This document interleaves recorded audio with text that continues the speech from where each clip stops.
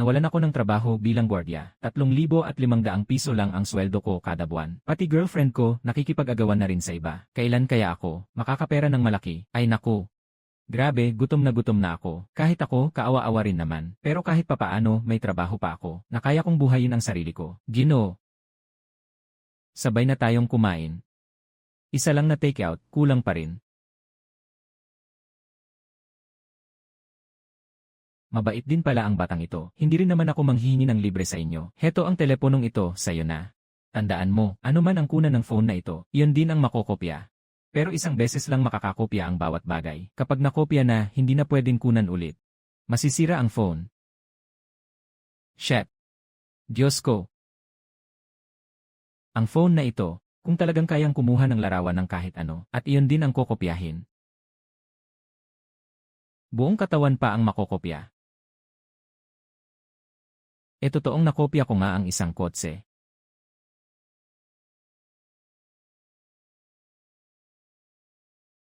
Uy, servidor ka, ano bang kalokohan yan? Sino nang nag-utos sa'yo na sumakay sa kotse ko? Baba ka, sa akin ang kotse na ito.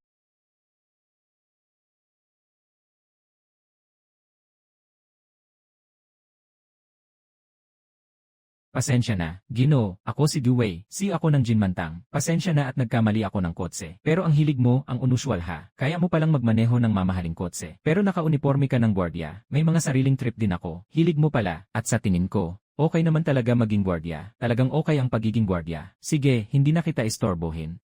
Aalis na ako, may aayusan pa akong tindahang ginto. May tindahan ka ng ginto.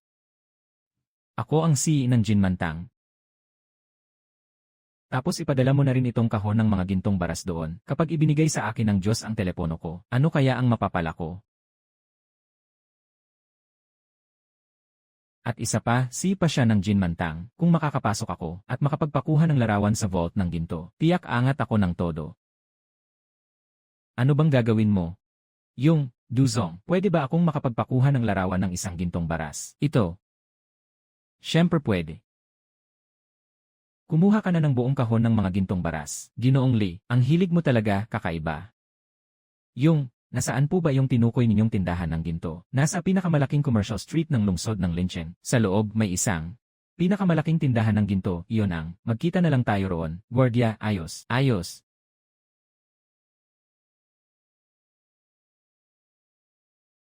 Nasa kamay na ang ginto. Ang lakas talaga ng phone na ito, ha? Grabe, ang lupit. Ginamit ko lang ang phone para makopya ang ginto, isang hard currency na kinikilala ng lahat. Mukhang yayaman ako ng todo nito. Kung makakapagpakuha pa ako ng ilang larawan, hindi ba matutupad ko lahat? Makakamit ko na ba ang kalayaan sa yaman? Sabi na nga ba ng matandang ginoong iyon, ang mga bagay na nakopya na ay hindi na pwedeng kopyahin ulit. Pero sapat na rin ito, pupunta na ako ngayon sa tindahan ng ginto. Papalit ko ang ginto sa pera. Pagdating ng oras, ang perang napalit, ulitin ko ang pagkuha ng larawan. Ako ang papalit ng pera. Ginoong Lee, hindi ko akalaing, mabilis pala kitang nakasalubong. Ibig sabihin, may tadhana nga tayong dalawa. Pero ngayon, nandito ako para magpalit ng pera. Magkano ang kahong ito? Ang kahong ito ay nagkakahalaga ng halos 1,000,000. CJ, kung gayon, ipapalit ko na. Ay, napala, gusto ko ng cash. Kailangan mo talaga ng cash. Pumunta ka sa bangko, mag-withdraw ka ng 1,000,000 sa pangalan ko. Hindi ko inasahan na si Ginoong Lee ay sobrang gusto ang mga produkto ng aming tindahan. Itong buong kahon, lahat ay ginto mula sa tindahan namin. Sino ba ang hindi mahihilig sa ginto? Ito ang gusto ng lahat, pero hindi ko alam kung sa inyo sa tindahan. Ano ang hitsura ng pinakamahal na ginto? Pero sa punong tanggapan namin, mas malalaki pa ang meron.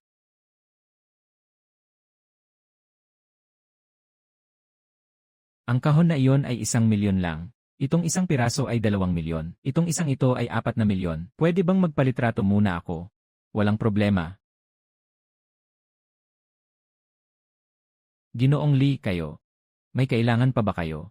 Wala na, Ginoong Lee. Ito ang hinihingi niyong 1,000,000 cash. CJ. Ay, Ginoong Lee, sa tingin ko. Interesado kayo sa ginto. Bakit hindi natin palitan ang contact details? Yeah. Mag-usap na lang tayo ulit sa susunod. CJ. Talagang gusto ko nang magsimula ng kuha ngayon din. Pero masyadong maraming tao sa paligid dito. Mas ligtas kung babalik ako sa inuupahang silid. Sige na nga. Ay, grabe.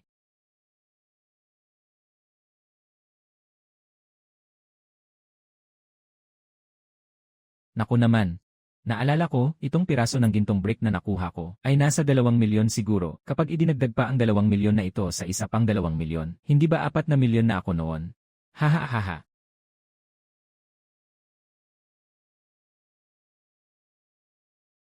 Ang lamig ng gintong brick.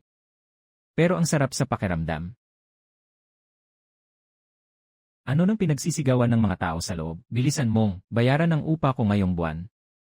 Ang perang ito, sapat na para sa isang taong upa, di ba? Paano ka kumita ng napakaraming pera? Hindi mo na yan dapat pakialaman. Pero tandaan mo, dahil nirerentahan ko na ang bahay na ito, ayokong makita ka ulit. Syempre, walang problema. Maglalaho na ako sa harap mo ngayon din. Kung anong kunan ng teleponong ito, ay pwedeng kopyahin. Parang inahing manok na nangingitlog ng ginto ito. Ngayong marami na akong pera, panahon ng magpakasaya ng todo.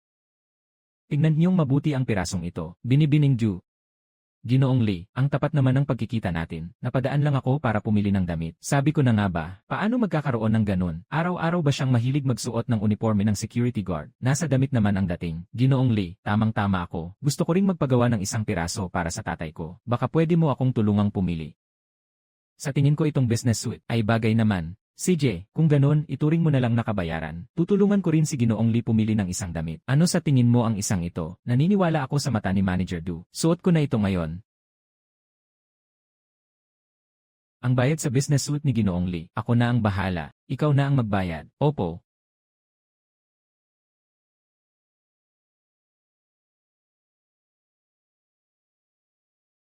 Kumusta itong ayos ni Manager Du? Napakaganda. Mukhang si Ginoong Lee.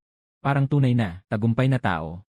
Tagumpay na tao, may cellphone ka ba? Ang mararating ko balang araw, ay siguradong higit pa sa tagumpay na tao. Salamat ng marami, Manager Du, sa pagtulong mong pumili ng damit para sa akin. Aayusin ko lang muna ang bayad. Ginoong Lee, isa po kayong mahalagang customer namin, at ang pera para sa business suite. Bayad na po yon, nakakahiya naman po. Manager Du, may maitutulong pa ba ako sa inyo, hanggat pasok sa kaya ko? Tiyak na tutulungan kita, may isa akong problema ngayon.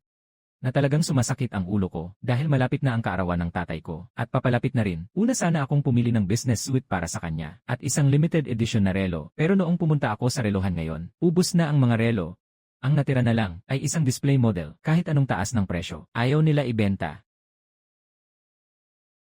At iyon ang pagkakataon. Bukod dito, pwede pa akong magpa-picture sa vault. Habang buhay ko nang hindi na yon poproblemahin. Nasaan ang relohan na yon? Pero kailangan ko muna itong tingnan. Ang modelong ito ng relo ay nasa katabing tindahan. Bukas, dadalhin kita roon. CJ. Ang limited edition na ito, kahit anong taas pa ng alok ko, hindi rin mabibili. Miss, nasabi ko na sa inyo. Limited edition po ang relong ito. Display model na po yan. Kahit magkano pa, hindi po namin ibebenta. Sa mundo, may mga problemang hindi kayang solusyonan ng pera. Pero hindi iyan ang problema. Kapag naresolba ko lang ang abalang ito, baka maisama ko pa si Duwei para makita ang pinakamalaking gold ingot. Manager Du, hintayin mo ako rito. Lalabas muna ako sandali. Saan ka pupunta? Sa kotse lang. Anong gagawin mo sa kotse? Baka naman, sa loob ng kotse niya, may maglabasan ng mga relo. Paano naman mangyayari iyon? Maliban na lang kung may kaparehong relo rin siya. Saka lang kita may pagkakatiwala. Buti na lang at hindi ito palasa. Ayon sa nasa litrato, ako, na itugma ang modelo, talagang may kapareho akong isa. Talagang ang meron ka. Ibigay mo sa kanya. 1 milyong relong ito. Ang halagang ito para sa akin, wala lang. Barya lang, 1 milyon barya lang, hindi pwede. Ang relong ito ay nagkakahalaga ng 1 milyon. Paano naman? Ibibigay mo na lang basta sa akin. Sabi kong ibibigay ko sa'yo, ibibigay ko talaga. Pero may maliit lang akong hiling, sana makita ko lang. Ang pinakamalaking piraso ng gintong ladrilyo sa headquarters. Pasilip lang. Walang problema yon, may papangako ko sa'yo. Sige, punta na tayo ngayon. Salamat. Mr. Lai, ang exhibition hall na ito ay nagsalaysay ng kasaysayan ng pagyabong ng aking ama at isinaysay rin ito ang pag-unlad ng Jinmantang. Hindi masama, hindi masama. Sa ganitong kahalagang lugar, talagang kailangan ng isang pambihirang kayamanan para makabigla sa mga tao. Mr. Lai, pakiusap, tignan mo, ito ang pinakamalaking gintong ladrilyo sa aming main hall. Ang pinakamalaki. Ganito kalaki. Ito ang gusto naming ipakita. Ang Jinmantang ay binuo mula sa mga gintong ladrilyo na isa-isang inipon hanggang mabuo. Ang hindi lang namin alam kung gaano kamahal ang gintong ladrilyong ito. Ang halagang ito ay 500,000. 500,000, pwede ba akong magpalitrato bilang alaala? Kapag nakunan ko ito ng litrato, magagamit ko ang telepono para kopyahin ang gintong ladrilyo na nagkakahalaga ng 500,000. Mr. Lai, ano ang iniisip mo? Iniisip ko, ang ganito kamahal na bagay, na ipakita lang sa main hall. Mukhang hindi naman ganun kahirap dahil ang tunay na mahalaga ay hindi inilalagay dito. Saan naman inilalagay? Nagmamadali na ako, hindi naman yon lihim. Nasa loob talaga yon ng bodega ng mga ginto. Doon puro ginto lahat. At saka, hindi basta-basta nakapapasok doon. Si Duwei ang tunay na hiyas dito. Mr. Lai, bakit ka nagmistulang na paralisa? Napapahanga lang ako sa lakas ng Jinmantang. Manager Du. Baka sa susunod, mas marami pa tayong magiging pakikipagtulungan. Pakikipagtulungan, nais mo bang mag-invest ng pera sa amin? Hindi. Mas gusto ko ang paggamit ng ginto. Gusto mong gamitin ang ginto para pondohan ang kumpanya namin. Tama. Bubuhusan ko ng ginto, ang kumpanya ninyo. Napakaganda naman yan, Mr. Lai. Kami sa Jinmantang ay may suporta ninyo. Talagang salamat ng todo. Ayos. Ganun ba, ngayon na lang tayo dito? Babalik muna ako para maghanda. Ay, Ginoong Li, aalis na kayo. Hindi na kayo maghahapunan muna, kahit isang kain lang. Saan kayo nakatira? Sa Nanshan Villa area. Akala ko pa naman si Aling Du ay nakatira sa pinakamamahaling bahagi ng Imperial Crown Villa area. Matyaga rin naman ang tatay ko sa simpleng pamumuhay. At ang Nanshan Villa area ay hindi rin naman masama dito sa Lincheng. Nasa top 10 na nga ito. Sige, tandaan ko na. Aalis na ako. Dahan-dahan. Tay, bakit kayo nandito? Matagal ko nang nakita kayong dalawa. Sa tingin ko, hindi naman masama ang binatang iyon. Ako. Tay. Magtatagal ka pa bang walang asawa, anak? Sa tingin ko nga, mukhang may gusto sa iyo ang binatang iyon. Parang nakakita ng ginto ang init ng tingin. Naniniwala ka ba? Paglingon niya, may bahay na siya. Sa Nanshan Villa area. Ginang Suhui. Gusto mo bang bumili ulit ng bahay? Ikaw na ang mag-asikaso sa iba. Ako na lang ang titingin dito. Kung bibili ako ng bagong bahay, baka hindi pumayag ang asawa ko. Ang anak kong si Duwei ay nasa 25 na. Dapat may sarili na rin siyang bahay. Na kanya talaga. Kung gayon, dahan-dahan niyong tingnan. Tawagin niyo lang ako anumang oras kung may kailangan. Maligayang pagdating sa bentahan ng bahay sa Nanshan Villa area. May maitutulong ba ako sa inyo? Magkano ang pinakamagandang bahay dito sa inyo? Ang pinakamahal naming bahay ay sa Linhai Nanshan. Nagkakahalaga ng 500,000. Ito na ang kukunin namin. Cash po ba o card? Hindi ako magbabayad ng cash o gagamit ng card. Gamitin ko ito.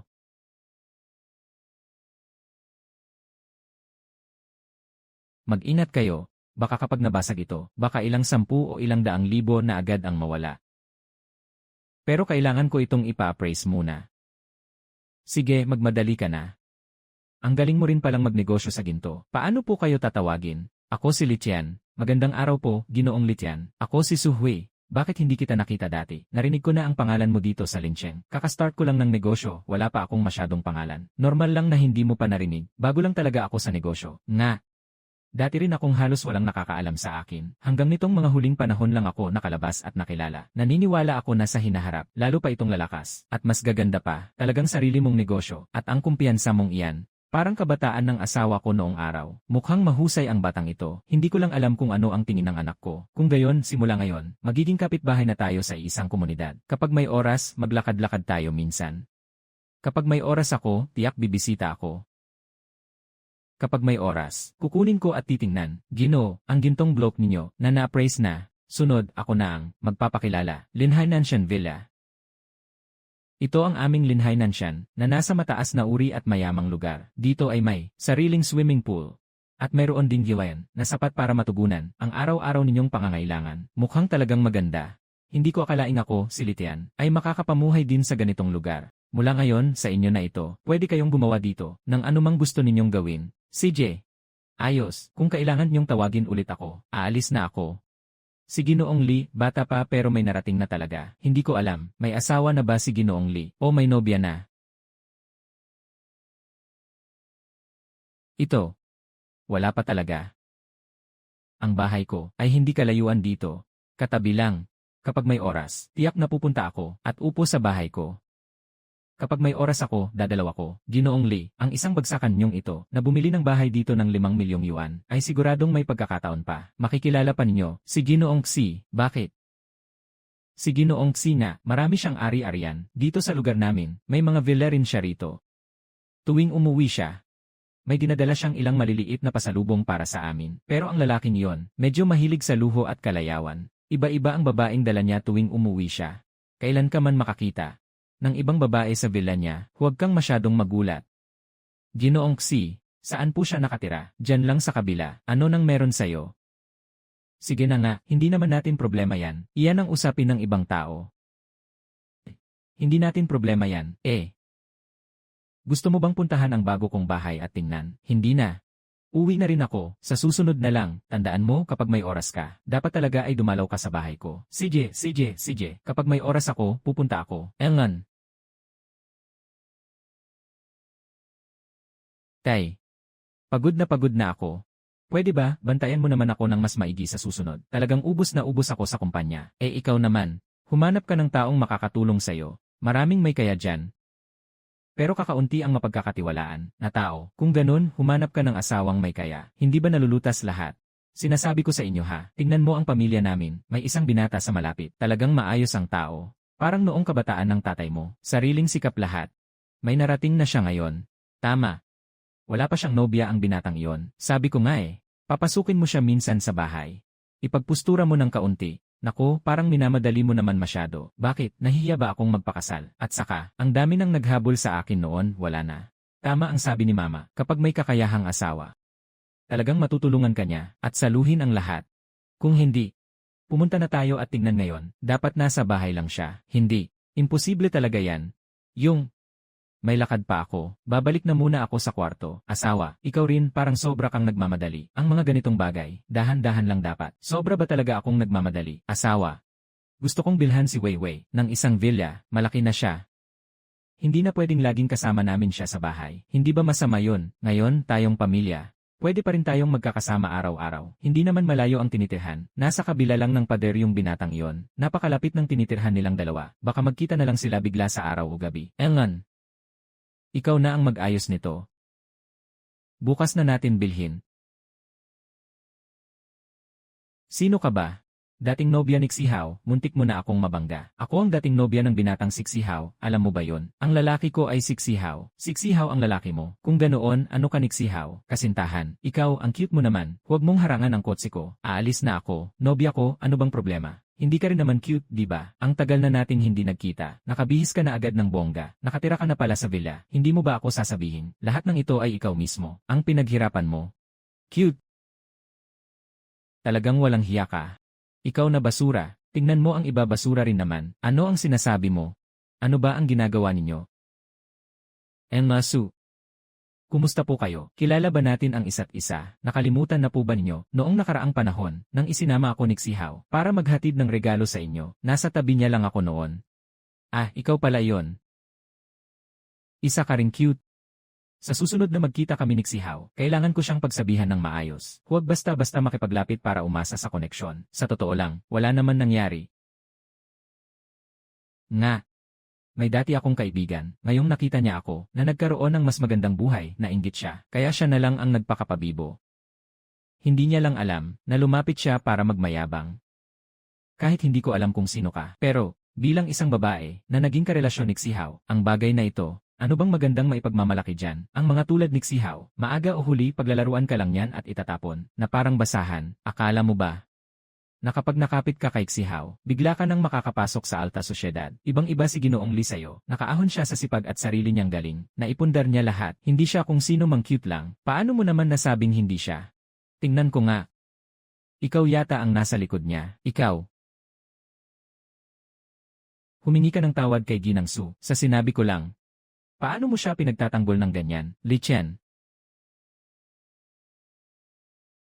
Kung magpapatuloy ka sa kalokohang iyan dito, hindi ako magdadalawang isip na turuan ka ulit.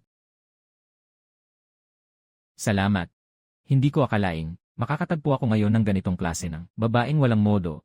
Sa harap ng ganitong istorbo at makulit na tao, wala nang saysay ang pakikipagkatwiran. Uulit-ulitin lang niya ng walang laman, ang sariling punto, kahit pa hindi na niya maigalaw ang sariling mga paa. Kaya sa tingin ko, mas mabuti pang sampalin na lang siya, para tumigil siya sa kalokohan. Iyon ang pinakamainam. Totoo. Ay. Dapat sana dadalhin pa sana kita, para makita mo ang anak ko. Sino ba ang makakapag-isip ng ganito? Malamang papasok na rin siya sa trabaho. Ginang Su. Ano pong ibig sabihin nito, binata? Sa tingin ko, hindi ka naman pala basta-basta. Ang anak ko sa Lincheng ay kilalang kagandahan din, at higit sa lahat. May negosyo rin ang pamilya namin sa ginto. Pwede tayong magkapit-bisig ng todo. Parang sobra naman yata, hindi mo ba talaga pag-iisipan? Ang ganda-ganda pa naman ng anak ko. Ang ganitong bagay, hindi pwedeng pilitin. Kapag pinilit, wala na talagang saysay, wala na ring pag-asa. Ngayon na rin, puntahan mo na si Litian, at bilhin mo ang katabing villa. Ngayong gabi, ipalipat mo na si Weiwei doon, para tuluyan ng magkita ang dalawa. May asikasuhin pa ako sa tindahan ng ginto. Trabaho ba yon? Ay, sinabi mo sana agad. Kung alam ko lang, hindi na sana kita naabala. Sige, bilisan mo.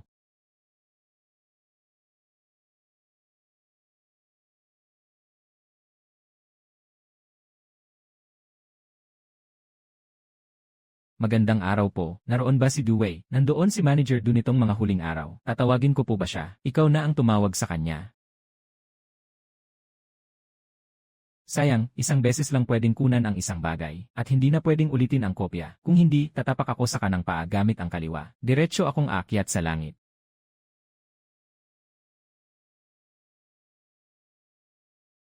Pwede ka nang pumunta sa kotse ngayon. Kunin mo ang mga gold bar mula sa cellphone, tapos ibenta mo ulit. Ganyan, malaki na naman ang kinita mo.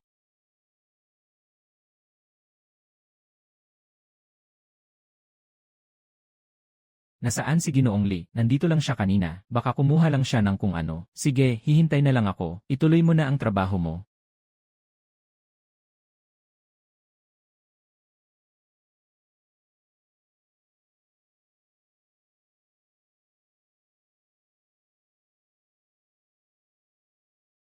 Ang dami naman nito. Li Chen. Paano mo nadala ang dami nito? Ano ba, hindi ba kayo tumatanggap? Hindi naman sa ayaw naming tumanggap. Ang sa amin lang, pakiramdam namin na ikaw. Medyo delikado ang ginagawa mo. Legal na ang lipunan ngayon, pero hindi pa tuluyang naglaho ang masasamang tao. Lalo na at napakarami ng gold bar mo. Baka nga natangay lang ng iba ng palihim. Hindi rin sigurado kung mapapansin. Ayos lang. Kaya nga ako pumunta rito, di ba? Gusto kong malaman, magkano ba ang halaga ng mga ito?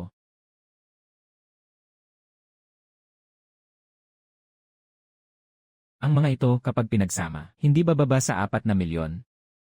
Kung pwedeng kopyahin ang 4 na milyon na ito, ay magiging 8 milyon, kasama pa ang nasa kamay ko. Ang nakopya ng 2 milyon, magiging 10 milyon. Kung ganoon, ipagpalit na lang, walang problema, syempre. Tulad din noong huling beses, cash pa rin ba ang 4 na milyon? Cash ang kailangan ko. CJ. Mas maganda pa rin si Duwei. Bago ako pumunta rito, inaalala ko pa, kung wala ka, sa halagang ganito kalaki, baka hindi agad maasikaso ng sales staff. Ang tindahan ito ang pinakamalaki sa buong business district. Ito rin ang pinakamalaking gold shop sa buong Lincheng, kabilang kami sa top 5. At ito rin ang mahalagang ari-arian ng Jinmantang, ng kumpanya. Karaniwan, bukod sa pagtatrabaho sa headquarters, ang iba ko pang oras sa trabaho, halos nandito lang ako. Kung ganoon, kampante na ako. Sa susunod, pwede kang maagang tumawag sa akin. Kahit wala ako, may otorisasyon ko. Pwede kang bigyan ng cash ng mga tao rito. Duwei. Kung may gusto kang sabihin, diretsuhin mo na. Wala naman talaga. Hindi ba sinabi ni Li Chen dati na mataas ang tingin niya sa Jinmantang natin? Bakit parang nakalimutan mo na agad ang bagay na yon? Kailangan kong maghanap ng pagkakataong masuportahan kayo. Kapag sina Duwei at Jinmantang, doon lang ako magkakaroon ng pagkakataon na makapasok sa Gold Vault. Siyempre, tanda ko pa ang bagay na yan. Pero may maliit akong kahilingan. Hindi ko alam kung pwede bang pumayag ka, Duwei. Walang problema. Basta nasa abot ng kaya ko. Lahat ng hiling ni Ginoong Lee, papayag ako. Sa totoo lang, simple lang ang gusto ko. Ang tingnan lang ang bodega ng gold shop. Mukhang talagang gustong-gusto mo ang ginto. Sino ba naman ang hindi mahilig sa ginto? Sa buong kasaysayan ng tao, ang pera ay laging nagpapalit-palit ng anyo, ngunit nananatiling pareho ang halaga nito. Pero ang ginto ay kinikilalang mahalaga noon at ngayon, saan man sa mundo. Lahat iyon ay itinuturing na tunay na mamahaling ari-arian. Kung gusto mong tignan ang bodega, pwede naman. Hintayin niyong maibalik ang 400,000. Pagkatapos niyong maayos at masuri ng mabuti, doon na tayo titingin. Ginoong Lee. Ito ay bagong dating lang mula sa bangko. Ang 400,000 na kinuha. Napakaganda. Talagang mabilis ang kilos ng Jinmantang. Pwede po bang masuri muna, Ginoong Lee? Hindi na kailangan. Magmadali na tayong tingnan ito. Ginoong Lee, pakiusap, sumama po kayo sa akin. Napakaraming ginto nito. Kung makuha natin ang isang litrato, tiyak na pasisiklab yan. Lulobo pa ng ilang milyon ang halaga. Talagang malakas pa rin ang Jinmantang. Bodega lang ito ng tindahan ng ginto. Sa totoo lang, dalawa pa ang malalaking bodega nila. Isa ay malapit sa minahan ng ginto. Doong nakaimbak ang mga batong ginto. At may isa pa sa punong himpilan. Sa bodega roon, puro ginto ang laman. Iyon ang nagsusuplay sa lahat ng tindahan ng ginto. Totoo palang may minahan ng ginto ang pamilya ni Duwei. Naku po. Pwede ba akong magpalarawan? Sa pangkalahatan, bawal pong magdala ng kamera rito. Siyempre, kailangan ko munang mamuhunan ng malaki bago yon. Pero dahil hiling iyan ni Ginoong Lee, pwede pong gumawa ng eksepsyon.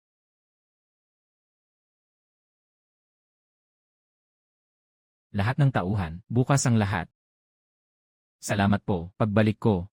Tiyak na susuportahan ko ang Jinmantang nyo. Maraming salamat po, Ginoong Lee. Gusto ko talagang kunin agad ang lahat ng ginto sa bodega at ilabas ang lahat sa isang iglap. Duwei, mauuna na ako. Mag-usap na lang tayo ulit sa susunod. Ginoong Lee, alis na po kayo agad. Bibili sana ako ng bagong kotse. Sa isang DND lang, hindi na yun sapat ang kalidad para sa akin. Gusto ko ng mas mahal, mas bonggang Porsche. Dahil aalis na si Ginoong Lee, hindi na ako haharang. Kung may kailangan kayo sa hinaharap, huwag kayong mag-atubiling tawagan ako. Siyempre.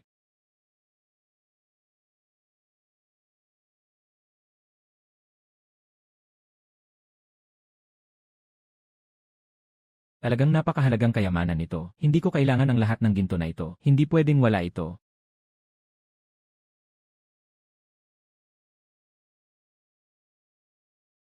Napakaraming ginto nito. Hindi matatawaran ng halaga, aabot sa 10 milyon. At itong 800,000 salapi. Akin ang ginto ko, akin ang pera ko. Ang pirasong ito, naaalala ko, sinabi ni Duwei na nagkakahalaga raw ito ng 500,000. Ang sarap talaga.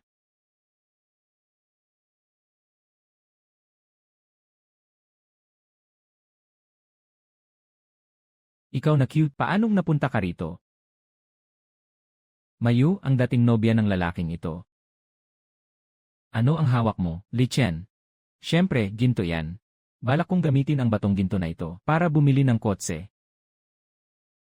Ngayon, sino pa ba ang gumagamit ng batong ginto para bumili ng mga gamit? May taong ayaw pa pala ng ginto. Ang galing mo naman magpatawa. Siguradong nang agaw ka lang, iulat kita sa pulis. Talagang ang tanga pa rin ang asal mo. Kung ano ang makita, iyon agad ang iniisip mong iyon na, ni hindi mo man lang pinapag-isipan ng malalim. Litian, anong kalokohan yan? Alam ko kung anong klaseng paraan ang gagamitin ko, kaya kong patahimikin ang ganyang klase ng tao.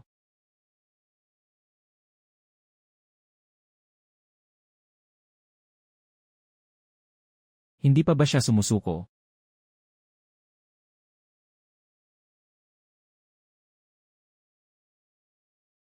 Pulutin mo na. Li Chen. Ikaw lang mag-isa dito, hindi ba at sobra kang nalulungkot?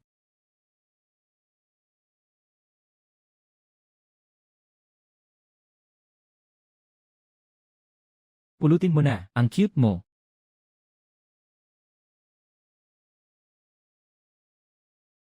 Ang sakit mo talaga sa ulo.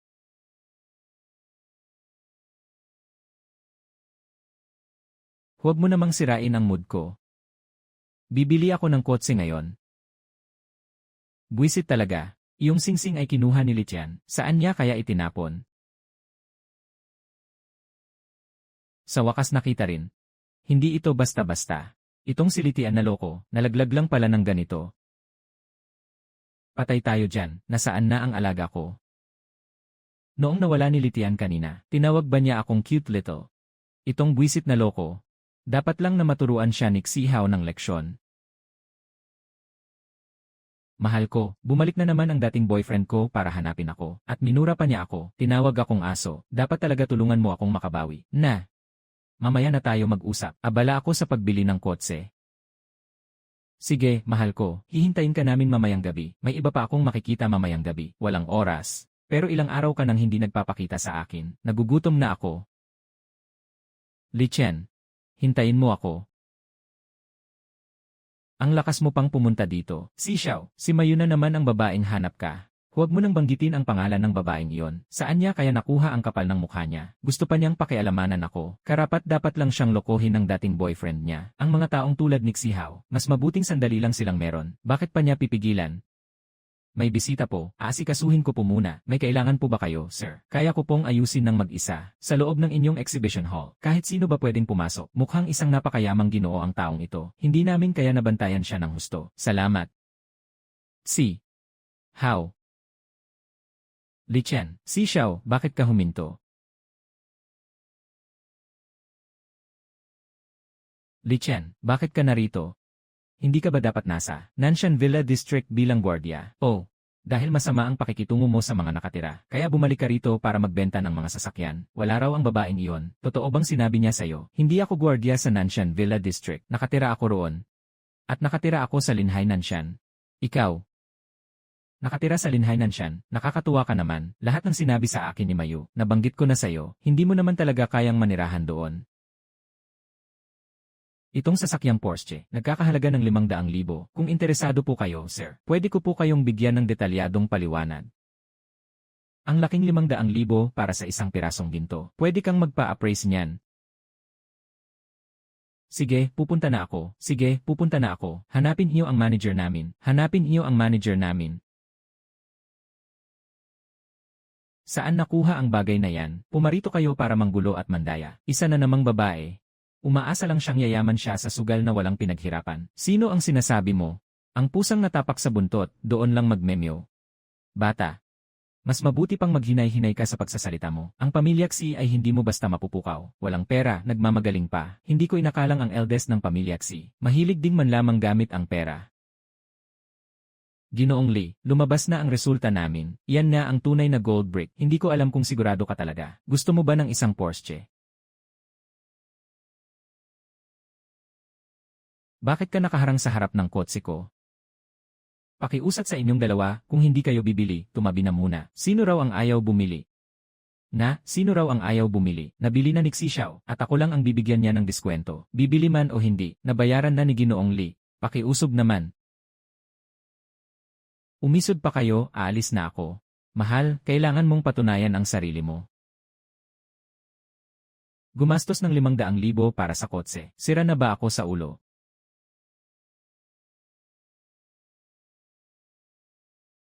Sa susunod na lang. Ang gwapong kuya na ito, palitan natin ng contact details. Ang sama ng ugali. Hindi ko rin siya pinapansin. Kailangan ko pang bumalik para ibenta ang natitirang mga ginto. Lahat ng ginto sa bahay ay naibenta ko na. Pumunta ba si Xi Hao para hanapin ang ibang babae? Ang malas niya. Paano pa ako angat ng ganito? Baka hindi na naman sila susunod. Babasagin ko na lang ang sarili ko at aalis. Xi Hao, young Master Xi. Mahal. Sa wakas nakabalik ka rin. Si Li Tian ba? Talagang nakatira dito? Siguro nga. Pero ang pakiramdam ko, hindi siya pwedeng. May ganoon kalaking pera. Tiyak na ninakawan lang iyon. At saka, nakita ko mismo siyang sumakay ng sports car. Bumalik dito. Nakakapaniblang isipin kung paano siya nakabili ng Porsche. Sabi mo, sa villa niya. Nakakita ka ng ginto at perang papel. Basta may magpadala roon, para masilip ng maigi. CJ.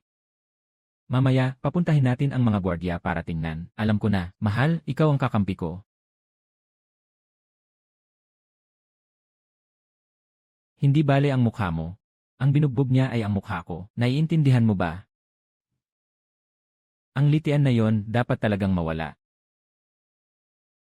Lumalangway sa perang papel at ginto. Sobrang astig. Pero ang maglinis niyan, ang hassle din. Ang mahalaga, ako lang ang makakaayos niyan. Pwede ring ideposito ang perang papel sa bangko. Tungkol naman sa ginto, nangako na akong tutulungan si Duwei. Yan pa lang, sapat na para sa kanya.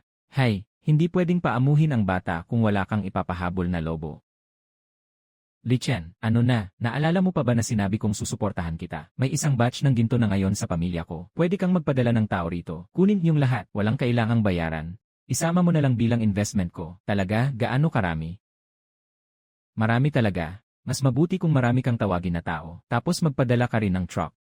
Sige, ayusin ko na agad. Salamat ulit sa'yo. Para sa suporta ninyo sa Jinmantang, walang anuman. Maliit na halaga lang naman. Kahit maliit lang yon. Pero, pwede ba akong maayos kitang asikasuhin minsan? Ang kulit mo rin ha, bilang mahalagang kliyente. Talagang dapat mas pagtuunan ng pansin. Di makakaparito ka sa Linhai Nanshan. Dito lang ako nakatira. Elngan. Malapit lang din ang bahay ko rito. CJ.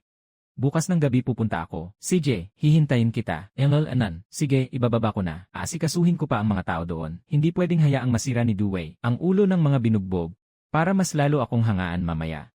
Sa ganitong paraan.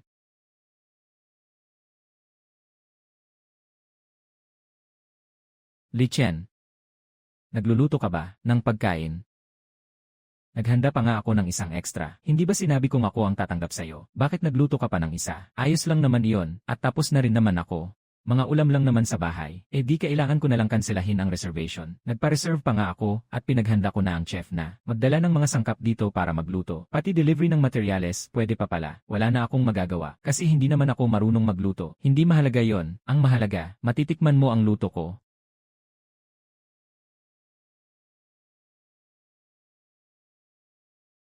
Halika, tikman mo. Ang sarap nga. Kung gusto mo, kumain ka pa. Dito ka na muna kumain. Ako na ang bubukas ng pinto.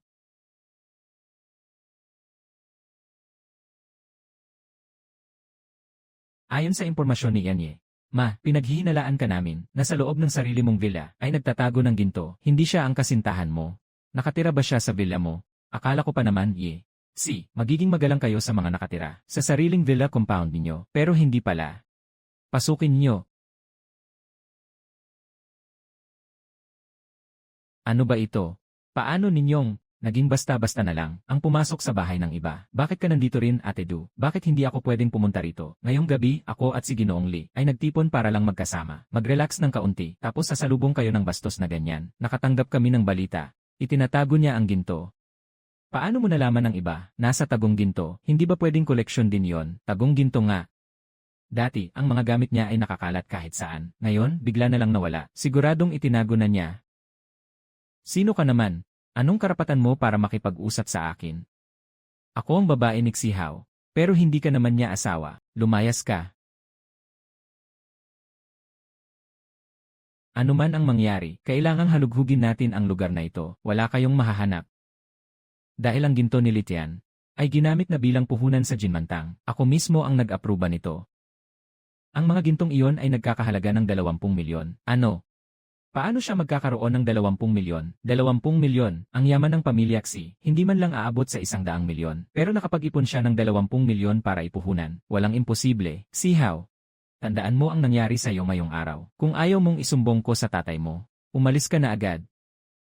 Pasensya na, Duke Xiaoji. Ako ang istorbo. Paumanhin po, Li Xiansheng. Pasensya na po, Li Xiansheng. Pasensya na. Si Xiansheng. Bukas, ipapahayag ko ng maayos ang lahat. Sa loob ng Villa Area ng Nanshan, ang ugali nila sa mga nakatira roon.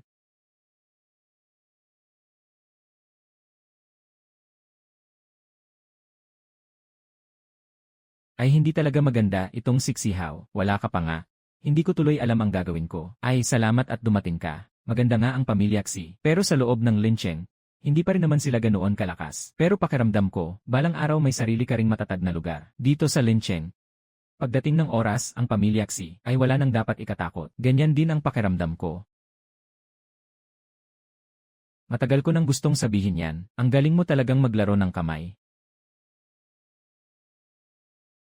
Kasalanan mo talaga, nabuntis ka. Li Fu, Li Chen, ano? Buntis siya dahil sa putahe mong niluto. Saan ako nagkasala roon? Siyempre, kasalanan mo. Kung tumaba ako, kanino pa ba ang sisi kundi sa'yo? CJ, sa akin na lang ang sisi. Ano nang ginagawa mo at nakatingin ka sa akin? Sa tingin ko, pwede nating palalimin pa ang ating pakikipagtulungan ng paunti-unti. Paano mo gustong palalimin? Gusto ko lang sanang mas maintindihan ang takbo ng Jinmantang. Halimbawa, ang lokasyon ng bawat tindahan, ang paglulunsad ng mga produkto, at pati ang lagay ng inventaryo sa bodega. Gusto ko lang maintindihan ang lahat ng iyan. Talagang kailangan kong malaman ang mga iyan. Sa ganoon, pwede tayong magsanib puwersa ng todo. Ang kumpanya mo at ang sakin, baka sakaling sakupin natin ang buong Lincheng. Hindi na kailangan yan. Wala akong kumpanya. Hindi mahalaga yan. Sa madaling sabi, gusto ko pa ring tingnan ang sitwasyon sa bodega. Gusto kong matuto ng maigi. Kailangan kong pag-usapan ito kay Papa. Kahit na ibinigay na niya sa akin ang karapatan, pero may ilang bagay pa rin na kailangan ko pang makasiguro sa kanya. Kung hindi, kahit ako pa mismo ang pumunta, baka mahirap pa rin. Mukhang kailangan ko pang mag-isip ng paraan para mapapayag ang tatay ni Dewey Hindi ko alam kung ano ang gusto ni Tito. Gusto lang niyang mapaamo ang tatay ko. Pero ang masasabi ko lang, mahirap. Hindi naninigarilyo ang tatay ko, hindi umiinom. Ni hindi rin siya umiinom ng tsaa. Kung gusto talaga siyang mapaamo, ang tanging paraan ay mapalapit sa nanay ko. Mahal na mahal siya ng tatay ko. Kapag nakuha mo ang pagsang-ayon ng nanay ko, sa totoo lang, halos wala ng problema. Pero ingat ka, ha? Buntis. Hindi ka na dapat masyadong mag-ingat. Hindi naman talaga ako buntis. Ayos, sige, balikan mo na lang kami sa susunod. Paano magiging ayos iyon? Nangako kang ikaw ang mag-asikaso, tapos ang ending, ikaw pa ang nagluto para sa akin. Hindi mahalaga yon. Basta naramdaman ko ang lambing mo, sapat na. Sige, magkita na lang ulit tayo sa susunod. Ang tatay ni Duwei. Dapat ay walang problema. Gauguan. Bakit ka bumalik? Hindi na ako makakauwi. Hindi ba sinabi mo nang binilhan mo ako ng villa? Bilisan mo na. Tinamad na akong pumunta. Binili mo na nga lahat, paano pa ako hindi matutuluyan doon? Bakit? Kailangan ko pa bang pumunta? Sa tingin ko, kaming mag-anak, ay masarap naman kapag magkakasama. Saan ka galing? Hindi ba sabi mo, pupunta ka sa isang kliyente? Bakit ang dami mong kinain? Pumunta ako roon. Sino ang mag-aakala na siya mismo ang nagluto? Ang galing talaga niyang magluto. Dati, ang tawag ko pa sa kanya ay chef. Pero ang mga gawa niya, parang mas masarap pa kaysa sa isang chef. Lalaki o babae? Lalaki. May asawa ba? Gwapo ba? Mataas ba ang katayuan? Paano ko naman siya basta itatanong ng ganyan? Mahalaga kaya yon? Kung may gusto ka ng lalaki, hindi na ako mag-aalala pa. Sa totoo lang, sa tingin ko bagay siya. Bata pa pero may pinatutunayan na. At malakas din ang kakayahan. Ayos na yan, di ba? Sige, babalik muna ako sa kwarto. Tapos na. Mula ngayon, bawal nang hanapin si Litian. Pero kung hindi naman, wala rin tayong magagawa. Sandali ka. Ano ang pangalan niya? Saan siya nakatira? Kung sabihin ko pa yon, baka araw-arawin ako ng nanay ko sa kakapunta roon at mangulit. Akin ito. Kaya huwag ka nang mag-alala. Alam ko kung sino siya. Hindi ba mas mabuti nang alam natin kung saan siya nakatira?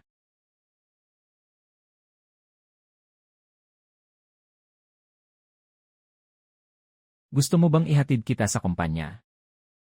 Pero sa pagkakataong ito, sa headquarters mo na ako ihatid.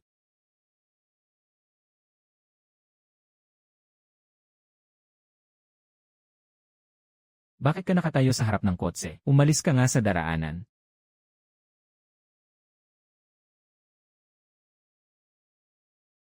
Li Chen. Hindi talaga tao siksihaw. Hindi niya ako mahal talaga. Alam mo ba yon? Kanina lang, buong lakas niya akong binugbog. Kung binugbog ka niya, di tapos na. Bakit yakap mo pa si Litean at sumisigaw? Lumayo ka. Ako ang girlfriend niya. Matagal na kayong hiwalay. At hindi ka ba ang kabit ni Xihao?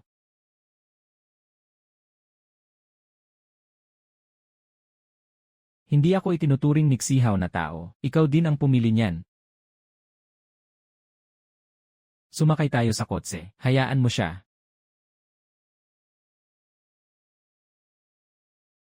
Li Chen.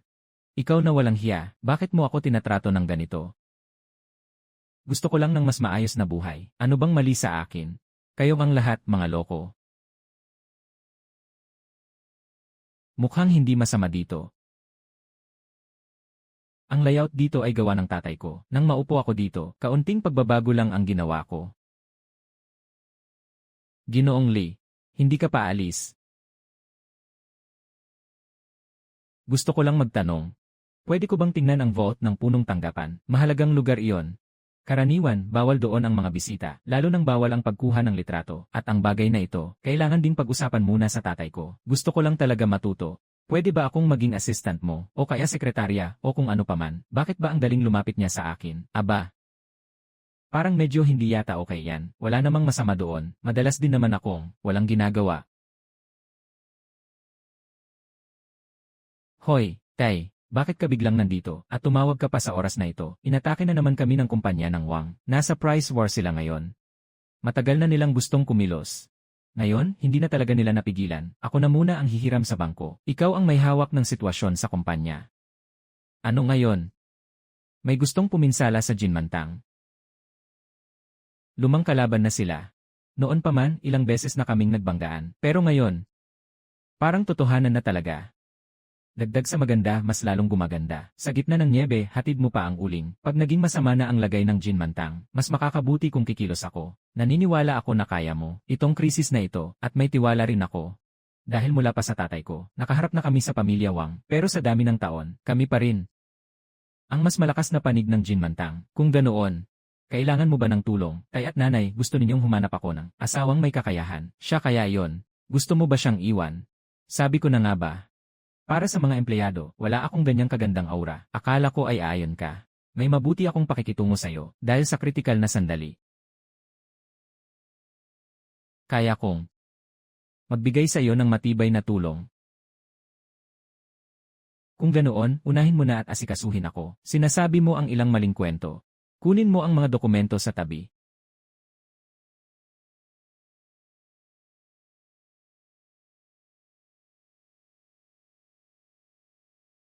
Dapat punitin at wasakin ang mga dokumentong ito. Ako na ang bahala mamaya.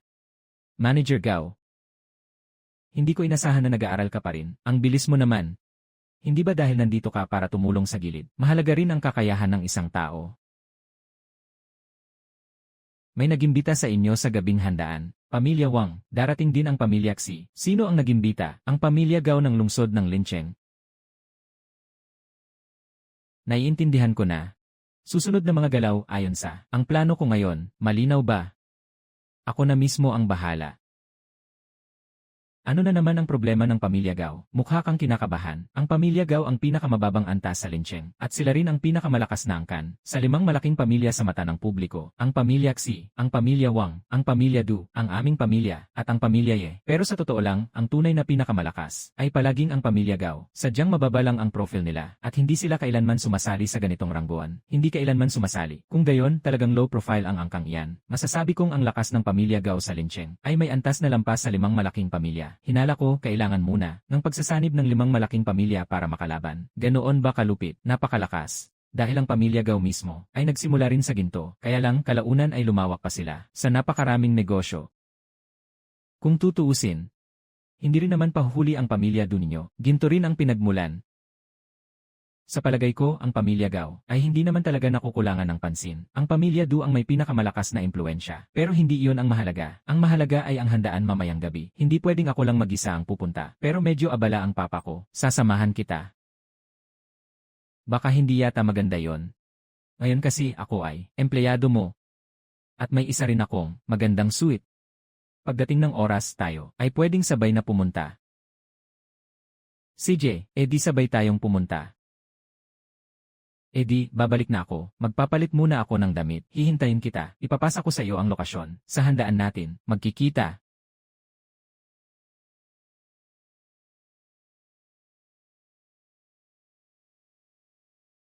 Buti na lang pumayag siya. Kung hindi, sobrang nakakailang. Sunod, kailangan pumili ng maigi ng isusuot sa handaan.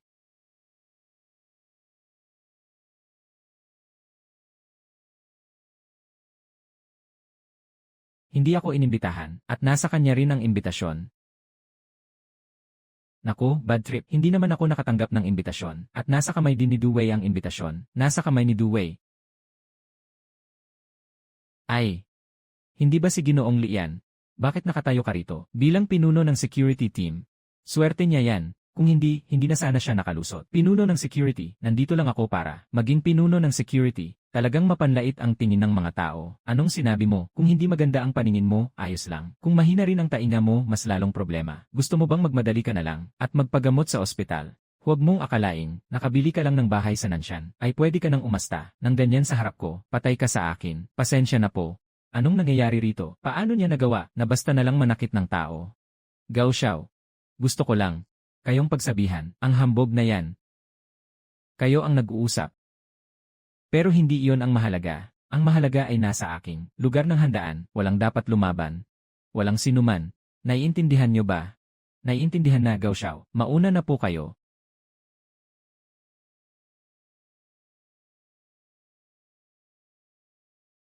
Magbigay galang muna bago magyabang. Nakakatawa ang isipin. Bata. Kung hindi lang dahil kay Gao Xiao, matagal na kitang napabagsak. Isa lang siyang, walang kwentang tao. Kahit sariling babae niya, hindi niya kayang bantayan.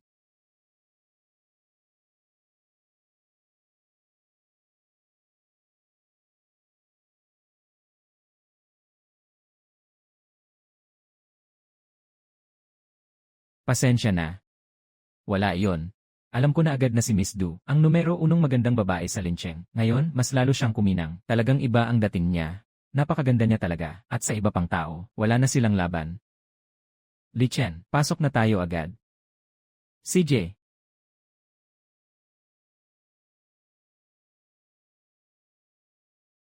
Nakita mo ba yung lalaking pinakamadaming nakapalibot? Siya ang lalaki. Siya ang panganay ng pamilya Gao. Ang pangalan niya ay Gao Che. Siya ang magiging susunod na puno ng pamilya Gao. Li Chen. Siya si Wang Yu, ang panganay na anak ng pamilya Wang. Pero may isang nakakabata siyang kapatid. Ang binibini ng pamilya Wang, pero may isang nakakabata siyang kapatid. Sa hinaharap, ang pamilya Wang ay malamang mapupunta sa kapatid niya. Pero ang narinig ko, si Wang Yu ay matagal nang hindi kontento. Ikaw ang katapat niya.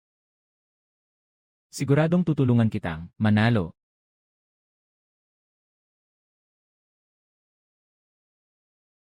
Mga ginoo at ginang, sa pagkakataong ito, ang pagpunta niyo rito ay para sa isang labanan sa ginto.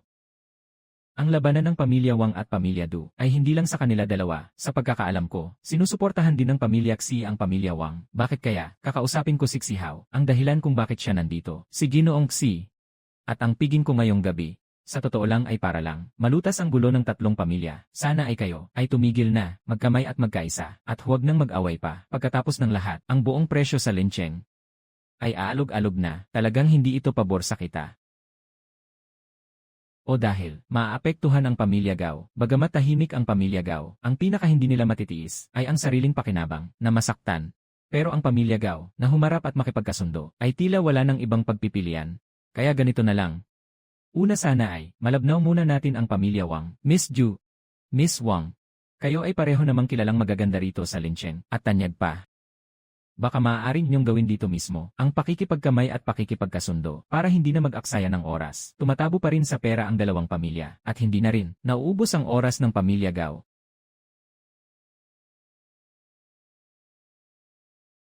Dahil ang pamilya Gao ay nagpakita na mismo, mukhang mas mabuti pa na tayo ay umupo at mag-usap ng maayos, mas mainam. Dahil ganito lang ang makakapagpatuloy sa ating pakinabang. Maraming salamat sa inyong dalawa sa pagbibigay sa akin ng mukha. Hindi na rin manghihimasok ang pamilya Xi. Tama ang sabi ni Ginoong Gao, lahat tayo ay kanya-kanya. Iyan ang tama. Kapag maayos ang samahan, kasabay ang pagyaman. Sige, magsaya tayong lahat. Sayang talaga. Handa na sana ang plano ko. Naghihintay na lang akong kumagat ang pamilya Wang. Kaya mo ba silang talunin? Ang pamilya Wang at ang pamilya Xi. Hindi ko ito magagawa. Pero dapat ay mapatalo ko sila. Pero ngayon mukhang medyo mahirap. Kung tutulungan kita, maglalakas loob ka bang kumilos? Ikaw, ano ang plano mo? Ito ang mas mahalaga. O ikaw, ano ang balak mong gawin? Li Chen, bakit mo ako tutulungan? At hanggang saan mo kayang tumulong? Siyempre, handa akong gawin yon para sa'yo. Lahat ng kaya kong gawin. Ganito ba? Sa totoo lang, matagal ko nang gustong makita kung gaano ba talaga kalakas ang pamilya Gao.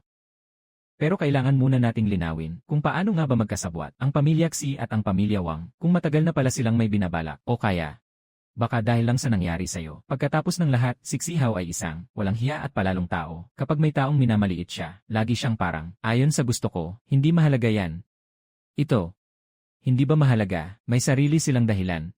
Pero kahit ano pa ang dahilan, hindi nila tayo mapipigilan na talunin sila. Paano malalaman ng pamilya Gao? Magkasama tayong dalawa. Ang plano natin, hindi mo sinabi sa iba. Ang tungkol dito, di ba? Paano naman? Ang plano natin, si Papa ko pa at ang napagdesisyonan nyo. Noon, balak sana itong gamitin bilang pagkakataong sumalakay ng palihim para bigyan ang pamilya Dunang isang malakas na suntok. Hindi ko inakalang bigla nitong maibubulgar ang lahat. Aba, kuya ko ba, ang nagsabi sa'yo, mukhang hindi mapagkakatiwalaan ang taong iyon. At kayong dalawa, hindi ba kayo talaga ang magkatunggali? Ngayon, hindi pa natin matitiyak at ang pinsala sa interes ng angkan. Para sa kanya, wala itong kahit anong pakinabang. Kung ganoon, mas mabuti pa sigurong bumalik tayo at imbestigahan ng maigi. Una na ako. Ayos, mag-imbestiga kayo. Pero ang galaw natin, hindi pwedeng tumigil. Baliw ka ba? Makipagbanggaan sa pamilya Gao. Kumilos ang pamilya Gao dahil nakaapekto sa laban natin pagdating sa pamilya Gao. Pero tayo, pwede tayong magpalit ng paraan at naniniwala ako na si Duwei ay tiyak na hindi susuong lang ng ganoon kaya kailangan pa rin nating subukan ng dahan-dahan. Pero mauuna na ako. Miss Wang, Sino ba talaga ang nagpalabas ng balita? Sa ngayon, kailangan nating dahan-dahang alamin. Hindi susuko si Wang Yu. Sobrang sigurado ka. Bilang matagal nang magkalaban, may pagkaunawaan na ang dalawang panig sa isa't isa. Pero siguro, magpapahinga muna siya ng ilang sandali. Kaya hindi tayo kailangang masyadong ma-stress. Mas mabuti pa nga, ihatid mo na ako sa bahay. Siyempre, pwede. Ang otoridad ng Pamilya Gao ay hindi pwedeng basta-basta hamunin ng kahit sino. Kapag kumilos ang Pamilya Gao, walang sinumang sa 5 malalaking angkan ang mangangahas na lumaban. Sige na, mga kasama, may ibang bagay pa akong aasikasuhin sa Pamilya Gao. Una na ako, mag-enjoy na lang kayo rito.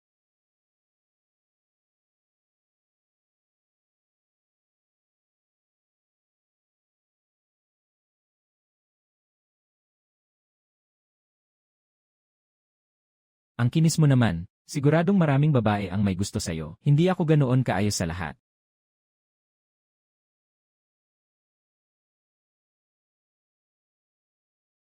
Eh di, bilisan mo nang umalis. Hindi pwedeng makita ito ng mama ko. Bakit naman? Kapag nakita niya yon, tiyak tatanungin ka niya ng tatanungin. Baka nga. Hilahin ka pa niya para kumain. Kain lang naman yon. Pero kailan ka? Magpatuloy tayo sa pagkain sa akin pagdating ng panahon. Sa ibang araw na lang, ngayon na. Sige, sa ibang araw na lang, mauuna na ako.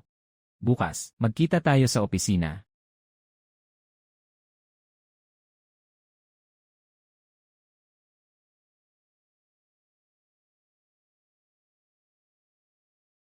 Siya ba ang naghatid sa iyo pauwi? Mama, kailan ka pa dumating? Kadarating ko lang. Bakit hindi mo siya pinatagal ng kaunti? Ayaw niya naman eh.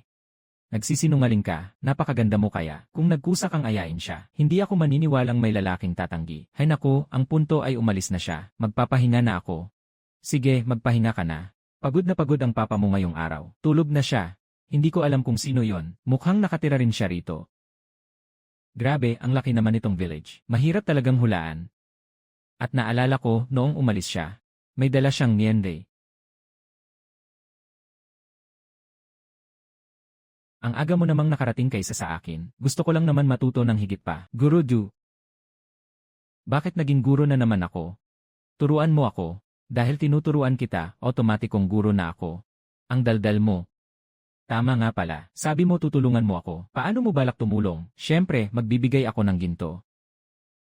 Sigurado ka? Ang kailangan ko ay napakarami. Huwag kang mag-alala. May kakayahan ako para dyan.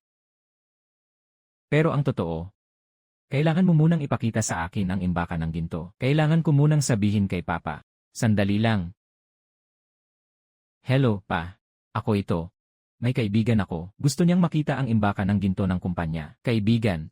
Anong klaseng kaibigan? Isang regular na kaibigan lang. Siguro ay boyfriend mo, di ba? Pwede ko ba siyang ipatingin? Hindi siya boyfriend ko. Eh bakit?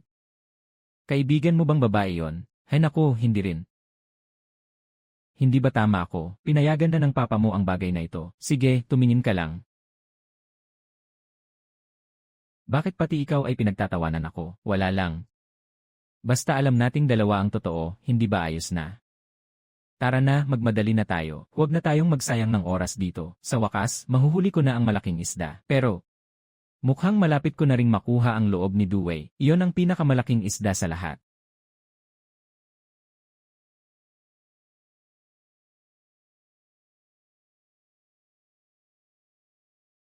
Dito, pwede bang kumuha ng litrato? Isang litrato lang naman ito. Tao. Ngayon, talagang yayaman na ako.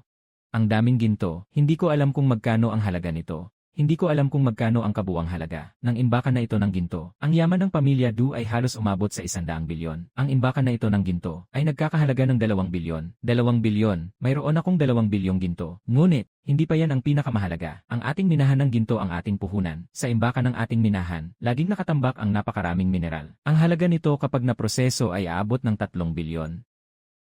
Li Chen, ikaw, bakit mo ako tinititigan ng ganyan? Ikaw ang tunay na minahan ng ginto. Hindi ka ba natutuwa? Ang ganda-ganda mo ngayong araw, mahal. Nagustuhan mo ba ang suot ko ngayon? Pero pareho lang naman ito sa dati ah. Tama ka. Dahil araw-araw mo namang napapahanga ang puso ko. Huwag kang mag-alala, ibibigay ko sa iyo ang lahat ng suportang kailangan mo. Pero kailangan mong palawakin ang imbakan natin dito ng doble. Li Chen, ano ang ibig mong sabihin? Bibigyan kita ng sapat na ginto. Pero, di ba parang nakakahiya naman? Ano namang masama roon? Di ba ako ang kasintahan mo? Hindi naman kailangang maging masyadong formal. Hindi ko pa sinasabing kasintahan kita. Pero, pwede kitang hilingan, magpanggap ka muna bilang boyfriend ko, para pagtakpan ako sa harap ni Mama. CJ, pagsisikapan kong mula sa pagpapanggap, gawin itong permanente. Tignan mo, ang ganda ng ngiti mo, ipapaayos ko ang pagpapalawak ng imbakan, ilang araw lang, tapos na yan, talaga bang ilang araw lang? Sa panahon ngayon, pera ang nagpapatakbo sa mundo, kapag nagdagdag tayo ng pondo, ang imbakan dito, ay siguradong maipapatayo agad. Pero ikaw, huwag mo sana akong bigin, may sorpresang naghihintay para sa'yo. Bumalik na tayo ngayon, at simulan na ang ating plano. Sa umpisa, hindi pa natin pwedeng banggain ang pamilyang Gao. Pero kung mapapabagsak natin ang pamilyang Wang ng isang bagsakan, ay maaari tayong samantalahin ang pagkakataon, para hamunin ang kanilang posisyon. Dahil sa ginto, kayang-kaya natin silang hamunin. Magtiwala ka, nandito ako. Siguradong tutulungan kita. Ano yon, Mama? Ano bang meron? Nabalitaan ko sa papa mo na plano ninyong hulingin ang pamilyang Wang. Ano naman ngayon? Bakit? Bakit ka naman sigurado na kaya nyo sila? Dahil may taong nangakong tutulungan ako. Nagsimula na kaming magpalawak ng imbakan. Kapag nagkaroon na tayo ng sapat na ginto na ipapasok, siguradong mapapabagsak natin ang pamilyang Wang. Akala ko ang anak ko ay hindi matitinag ng kayamanan. Pero parang hindi naman pala. Mama, bakit mo naman nasabi yan? Ngayon, nakahanap na ako ng taong may kakayahan. May kakayahan. Pero hindi ibig sabihin yan ay mapagkakatiwalaan na siya. Sigurado ka ba sa pagkatao niya? Sino ba talaga siya? Saan siya nakatira? Hanggang saan na ba ang relasyon nyo? Sabihin mo sa amin, nang malaman namin kung karapat-dapat siya. Hindi ko hahayaan na maloko ang aking mahal na anak. Gusto nyo ba talagang malaman? Siyempre naman. Tara na kung ganun.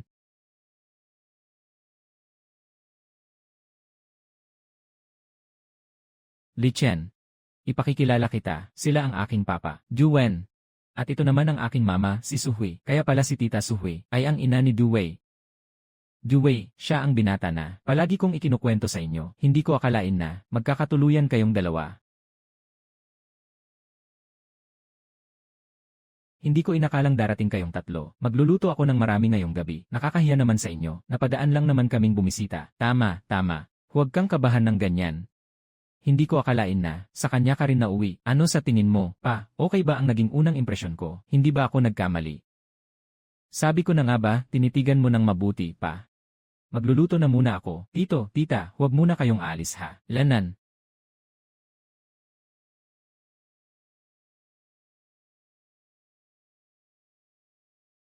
Bakit, mama? Talagang ginagawa mo ng bahay mo ang lugar na ito, ah, nakatanda kaming dalawa. Maupo na lang kayo dyan. Bakit pati ikaw ay nakaupo rin dyan? Bilisan mo, pumunta ka doon at tumulong. Pero, hindi ako marunong magluto. Hindi marunong magluto, di tumulong ka sa ibang bagay. Hindi mo ba alam kung paano tumulong? Mahirap ba ang gawain ito? Sasabihan kita ah. Dapat mong itigil ang pagiging maarte sa loob ng bahay. Naintindihan mo ba?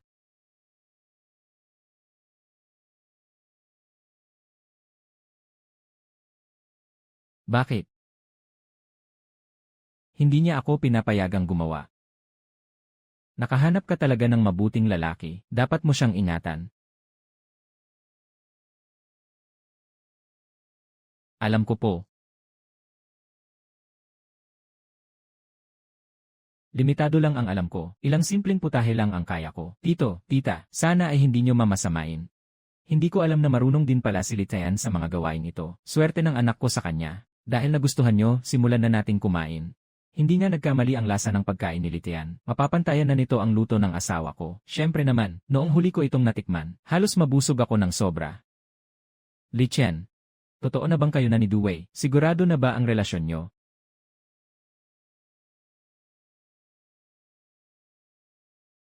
Pansamantalang pakiusap lang iyon na maging, peking kasintahan ko lang siya. Sinabi ko lang iyon noon nang hindi pinag-isipan. Hindi ko naman talaga intensyon ang ganoon. Talaga bang nasabi mo ang ganyang mga salita?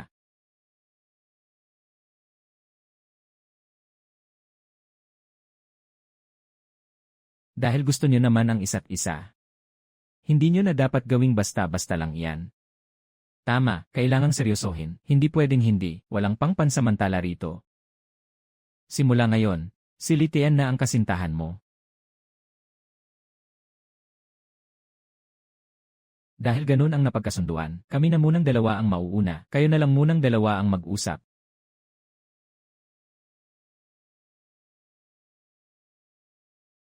Aalis ka na rin. Hindi mo ba naintindihan ang ibig sabihin ni na tito at tita? Hindi mo ba talaga nakuha? Lene, ano bang ginagawa mo dito? Sa harap pa ng magulang ko mo pa sinabi yan. Sabi ko lang iyon noon ng pabiro. Hindi mo ba talaga naiintindihan ang ibig kong sabihin? Siyempre naintindihan ko. Ako. Uwi na lang muna ako. Talagang uwi ka na, sa bahay na katabi mismo ng pader mo. Sabi ni mama ko dati, malapit sa isang tao. Bumili siya ng isang villa, pero tinamad akong alagaan at tinamad din akong magtanong. Pero ngayon, mukhang nagkaunawaan na ang lahat. Nasa tabi lang ng pader mo ang villa na yon, at sakto, nasa akin din ang susi. Sige, ihahatid na kita pauwi. Ganitong kalapit pa talaga ihahatid, bukas na lang. Mas maigi pa ring mag-ingat. Magpahinga ka ng mabuti ngayong gabi. Kapag napuno natin ito, tiyak na magugulat si Duwei. Ang gintong nagkakahalaga ng 20 bilyon. Li Chen, kailan mo ito nagawa? Kakagawa lang. Ang taktika ng perang pangwasak na ito, kahit ang paghawak sa halaga ng presidente ng kumpanyang nagkakahalaga ng 100 milyon, ay mapapabagsak din. Ayos ka lang ba? Ako. Ayos lang. Pero hindi ko pwedeng kunin ng buo ang mga ito. Hindi ba sinabi ko na sa'yo? Hindi na natin kailangang linawin pa ang relasyon natin. Magkasintahan lang tayo. Hindi pa naman kasal, kaya para sa akin, wala pa yung masyadong bigat.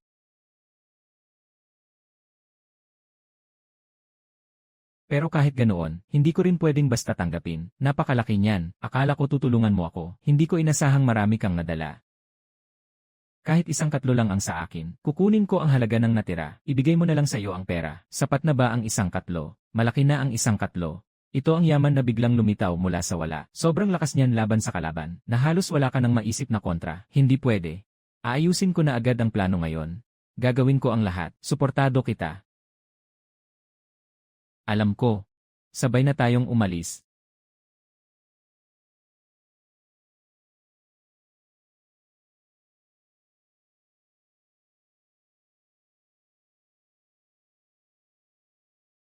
Sihaw. Dito ba talaga tayo para mag-usap ng business? O para panoorin kang manligaw ng babae?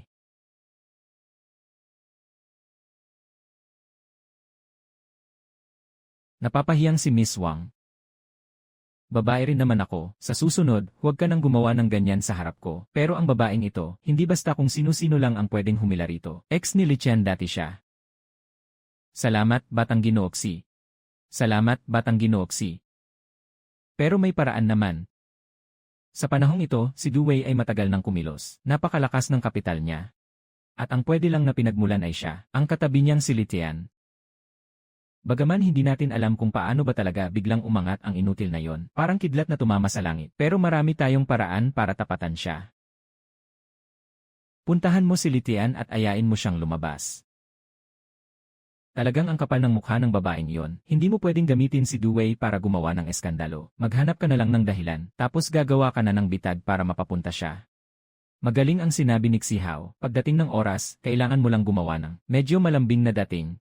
Tapos ipapakuha ko na rin sa iba, at ibibigay ko kay Duwei kapag oras na, para tuluyan nilang masira ang relasyon. Ganyan ba?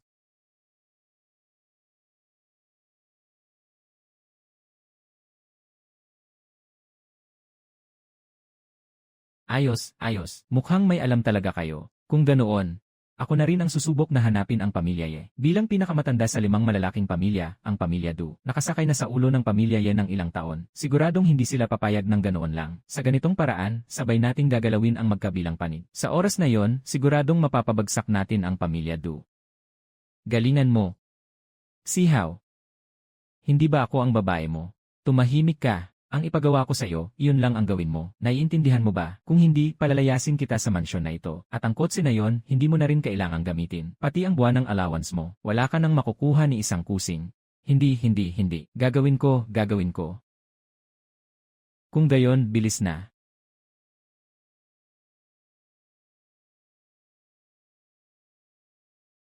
Kung hindi lang talaga dahil sa ex ni Lichian, ako.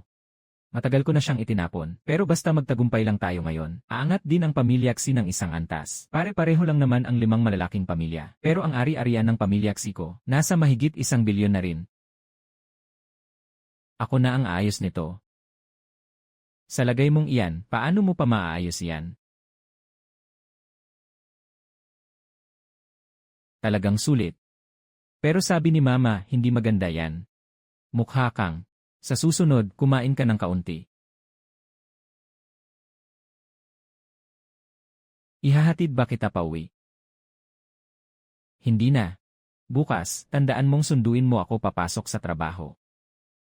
Dahan-dahan ka.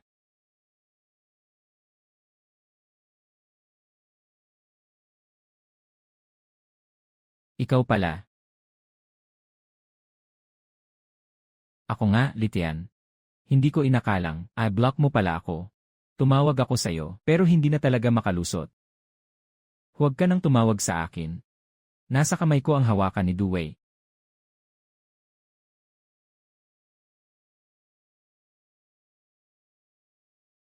Ano ba talaga ang gusto mo? Alam ko na pinapansin mo ang babaeng iyon. Nasa akin ang hawakan niya. Gusto mo bang makita? Bakit ako maniniwala sa'yo? Kumakampi sa akin ang pamilya Xi at ang pamilya Wang. Akala mo ba wala akong? Meron pa. Huwag mong subukang kontakin si Duwei. Maglalakas loob kang makipag-ugnayan. Ilalantad ka namin agad.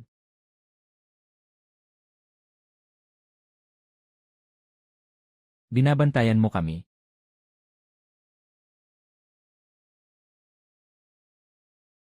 Iyan, hindi ko na alam. Pero, ang pamilya Xi at ang pamilya Wang, pero hindi sigurado ha. Saan? Sa restaurant ng Fenyin, hihintayin kita.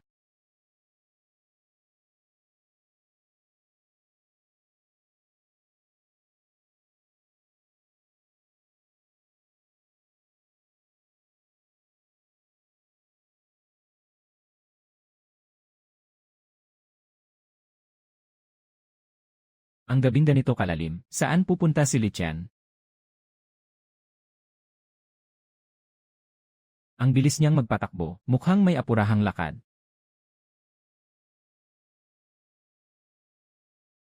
Hindi na makontak kahit kailan. Kailangan kong magmaneho at sumunod. Bakit ganyan ang suot mo?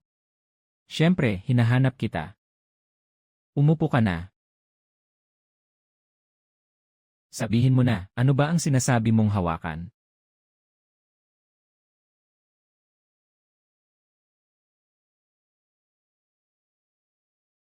Talagang todo bira.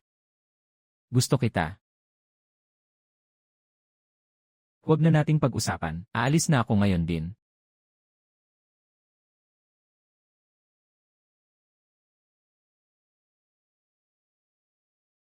Gusto mong malaman?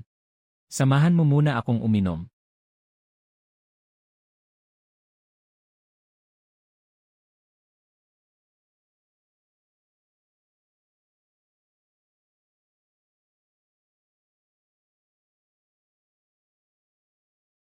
Pwede na ba ngayon?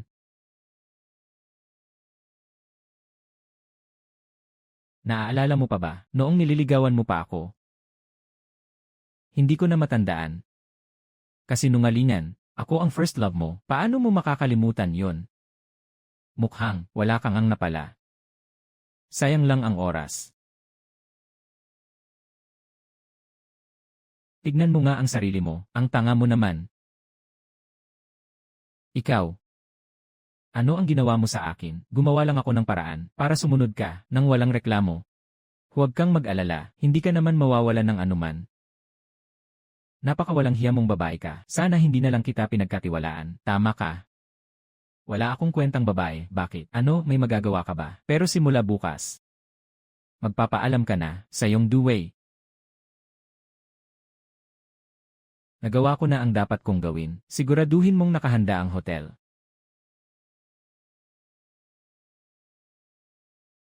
Oh. Duway, siguro nagmamalasakit ka na sa akin, hindi ba? Paalala mula sa bangko, may pumasok na 15 bilyon sa account nyo. Paano kang magkakaroon ng 15 bilyon? Meron ako nito, hindi mo lang talaga maintindihan. Ano ba talaga ang ginawa mo sa akin? Ito ang gamit ni Xiao para malunod ang mga babaeng tulad mo. Hahaha. Baliw ka talaga. Ito ang kapalit mo, dahil hindi mo ginastos ang pera mo sa akin. Ngayong wala na ako. Saka mo lang ipinapakita ang yaman mo. Nakakainis ka talaga. Pero ngayon, sisirain ko ang buhay mo. Babae. Isa kang kahihiyan sa aming mga babae. Narinig ko lahat ng sinabi mo.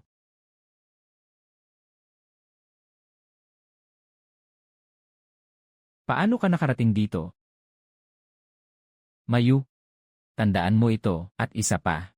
Binabalaan kita, ang mga usapin ng 5 pamilya ay hindi mo kayang pakialaman, at ang mga bodyguard ko ay nasa daan na. Subukan niyo kaming harangan, siguradong patay kayo. Li Chen. Umuwi na tayo.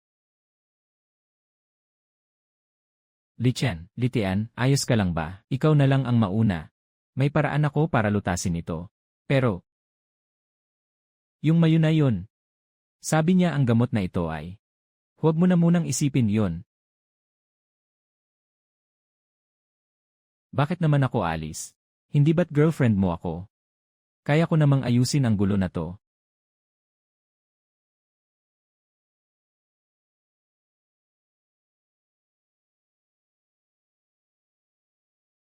Li Chen. Ano yon? Tayo ba? Ay may tuturing na ngang magkasintahan. Hindi ko akalaing kagabi pala yon. Hinabol ka ng babaeng iyon, pero pwede na rin napabilis pa nga. Ang magandang balita natin. Niloko ako ng babaeng iyon at sinabi ko, nahawak mo ang leverage. Leverage? Anong leverage ba ang hawak ko? Ay sa susunod, itanong mo muna sa akin. Hindi ko alam kung minamanmanan niya ako. Kung tutuusin, kung hindi ako pupunta, hindi niya basta-basta maibabalik ang mga kasalanan mo, at may bubunyag ang leverage mo. Ang sama talaga niya, sa likod niya, tiyak may gumagalaw. Mukhang sumasali na ang pamilya Xi at pamilya Wang. Mukhang sa panahong ito, mahirap na silang pasiklabin sa gulo, kaya lumabas ang planong ito. Baka ibigay ko na lang sa'yo, ang 15 bilyon na nasa akin. Noon, nag-aalangan pa ako. Pero ngayon, babae mo na ako, dahil mag-isa lang ang anak kong babae ng mga magulang ko. Ang jinmantang na halagang 100 bilyon, sa'yo na rin naman. Kung ganoon, sama-sama na lang nating palagin ang jinmantang, at gawing mas malaki at mas malakas. Sige, alis na tayo ngayon. Kagabi talagang may mali sa'yo. Nakaapekto na ang gamot kagabi. Naku, sabi-sabi lang yan, naalala kong nasa likod mo ako, pero halatang bumalik na ang katinuan mo. Umalis na lang muna tayo. Sasamahan kitang magpalit ng damit, tapos pumunta tayo sa kumpanya.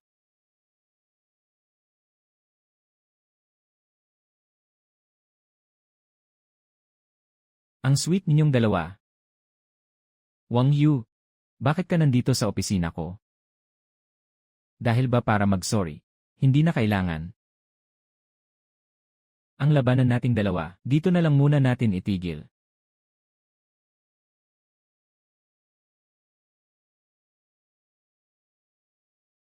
Itigil.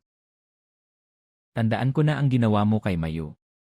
Si Mayu na usapin, sa totoo lang, hindi ko rin yon lubos na alam. Lahat ng ito, siksihaw ang may pakana. Kapag sinabi mo, maniniwala ba kami? Sinimulan ko nang ang magpakumbaba, at sa bagay na ito, kayo mismo ang pwedeng mag-usap at magpasya kay Mayu. Alam na alam niyo naman ito dahil kay Xiao. Dapat malinaw din sa inyo, na mahusay siksihaw sa mga ganyang. Gamitin ang pressure sa negosyo. Gusto mo lang akong patigilin. Maganda ang balak mo, pero hindi ubra. Siyempre, hindi. Handa na rin ako. Ang deposito na 5 bilyon. Nasa daan na. Pagsapit ng hapon, papasok na yon sa account. At kung talagang hihinto tayo, mayroon pang 5 bilyon. Kung ganoon, may kaunting sinseridad ka rin pala. Ano sa tingin mo? Pwede mo na bang tanggapin ang paghingi ko ng tawad? Siyempre, pwede. Kung ganoon, doon na lang tayo magkasundo.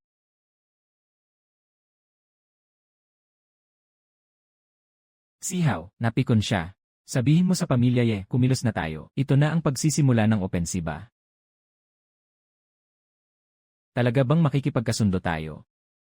Siyempre, peke lang yon. Kahit nasa atin na ang 15 bilyon mo, sigurado akong kaya ko silang pabagsakin. Pamilya Xi at Pamilya Wang, kahit isama pa ang Pamilya Bai o Pamilya Ye. Walang problema. Kung ganoon, mapapaibabawan natin ang Pamilya Gao. Usapin na lang kung maaga o huli. Hindi pa madaling sabihin yan, pero pati ang ginto may tuturing na. Ang lifeline ng Pamilya Gao. Kung matatablan natin sila rito, mas lalo pang lalakas ang Pamilya Du. At hindi ba't may suporta rin ako sa'yo? Siyempre. Basta magsalita ka lang, bubunutin ko kahit ang buwan sa langit para sa'yo. Ang yabang mo. Pero unahin mo na muna, tulungan mo akong ayusin ang trabaho, sabay nating pabagsakin sila. Naiintindihan ko, Ginoong Du.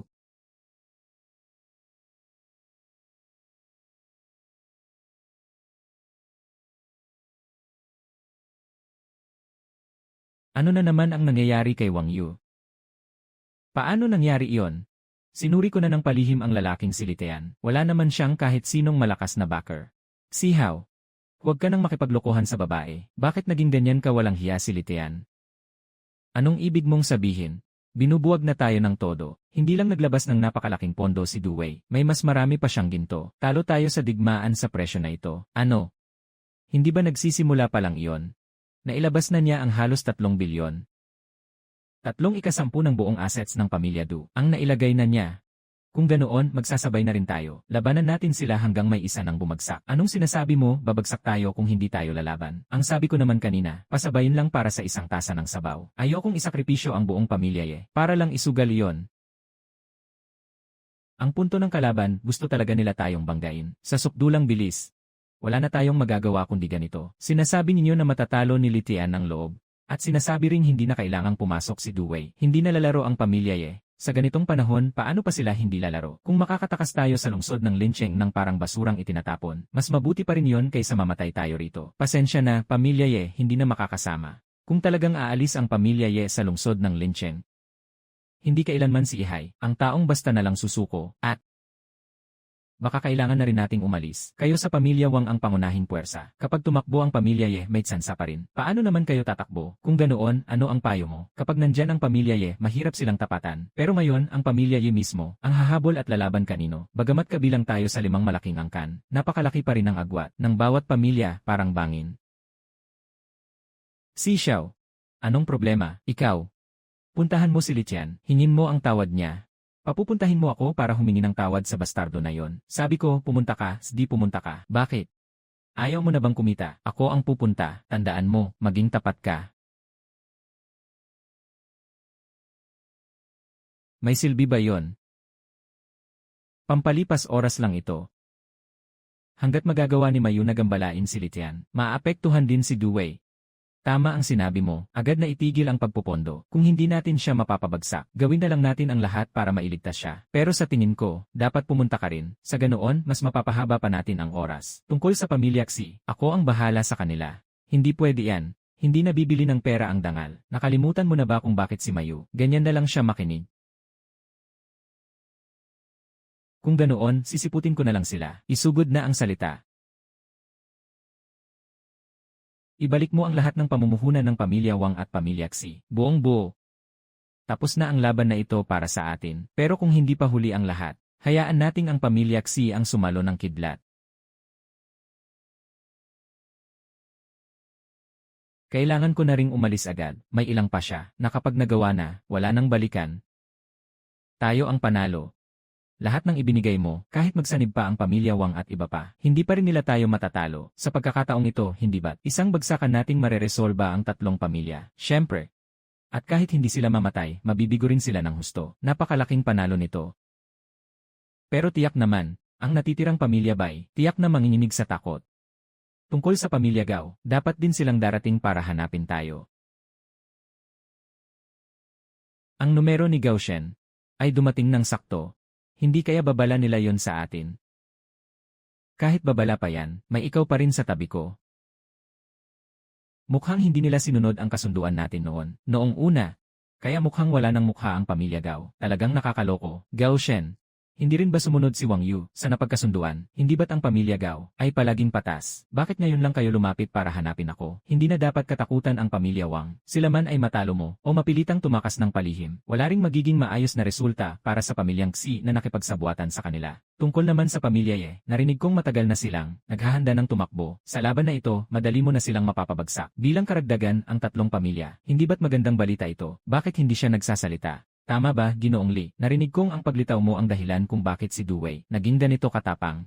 Pero kahit may lakas loob siya, hindi rin pwedeng basta na lang sabihin yan. Matagal nang matapang ang babaeng ito. Pero ngayon, kayo na ang humipo. Sa interes ng pamilya Gao, utos ko sa inyo na itigil ang pag-atake. Kung hindi, kayo ang magbabayad sa galit ng pamilya Gao. Matagal ko na kayong gustong subukan kung kaya ba talaga ng pamilya Gao. Sige, subukan niyong lahat at pagsisisihan niyo iyan. Talagang naglakas loob pa kayong takutin kami, at gusto pa akong patigilin sa pagkontra sa pamilya Wang, at sa pakikipagdigma sa negosyo laban sa pamilya Xi at pamilya Ye. Malinaw na gusto ni Gao Shen na isalba ang pamilya Wang, para malubog ng habambuhay ang dalawa nating pamilya sa alitan. Sa ganitong paraan, ang pamilya Gao ay pwedeng umupo ng panatag sa pangingisda. Pero sa kasamaang palad, hindi iyan mangyayari. Mahirap ang pag-atake sa pamilya Gao. Saan ang bodega sa tabi ng minahan mo? Pwede nating puntahan at tingnan.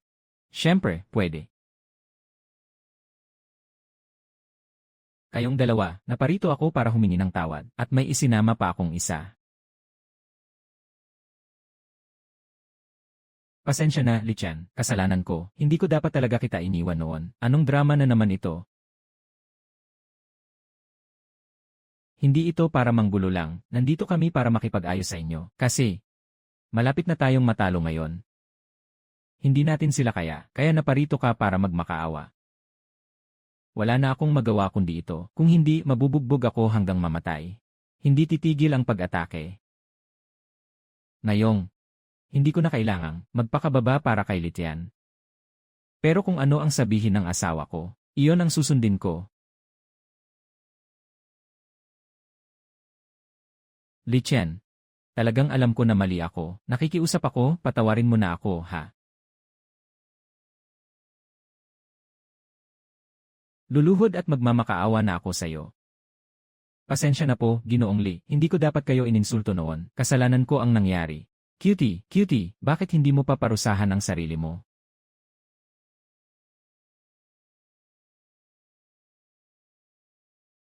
Pasensya na, talagang alam ko na mali ako.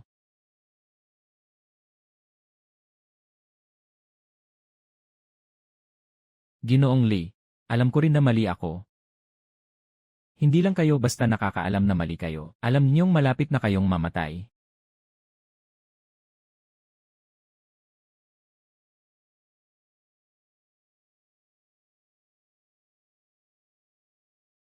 Mukhang ang pamilya Xi ay naging pangpunas ng puwit. Hindi kaya tatakas ang pamilya Wang sa pagkakataong ito? Hindi. Hindi makakatakas ang pamilya Wang. Pamilya Xi lang ba? Una munang sasalo ng utang na ilang daang milyon. Hindi ko alam kung si Young Master Xi ilang taon bago mabayaran. Impossible ito. Naniniwala ka pa talaga kay Wang Yu. Ang tanga mo talaga. Paano mangyayari iyan? Utang na ilang daang milyon. Kung ganoon, hindi ba? Wala ka nang maibibigay sa akin. Hindi pwede. Kotse ko rin dapat yan. Wala na talaga akong pera. Alam mo ba, hindi pwedeng wala kang iwan sa akin. Kahit kaunting pera, matagal kitang sinuportahan, hindi mo pwedeng kunin ang mga gamit ko. Ipinagpalit ako ni Wang Yu. Ikaw na cute ka. Nakikipagkulitan ka pa sa akin, babugbugin kita hanggang mamatay.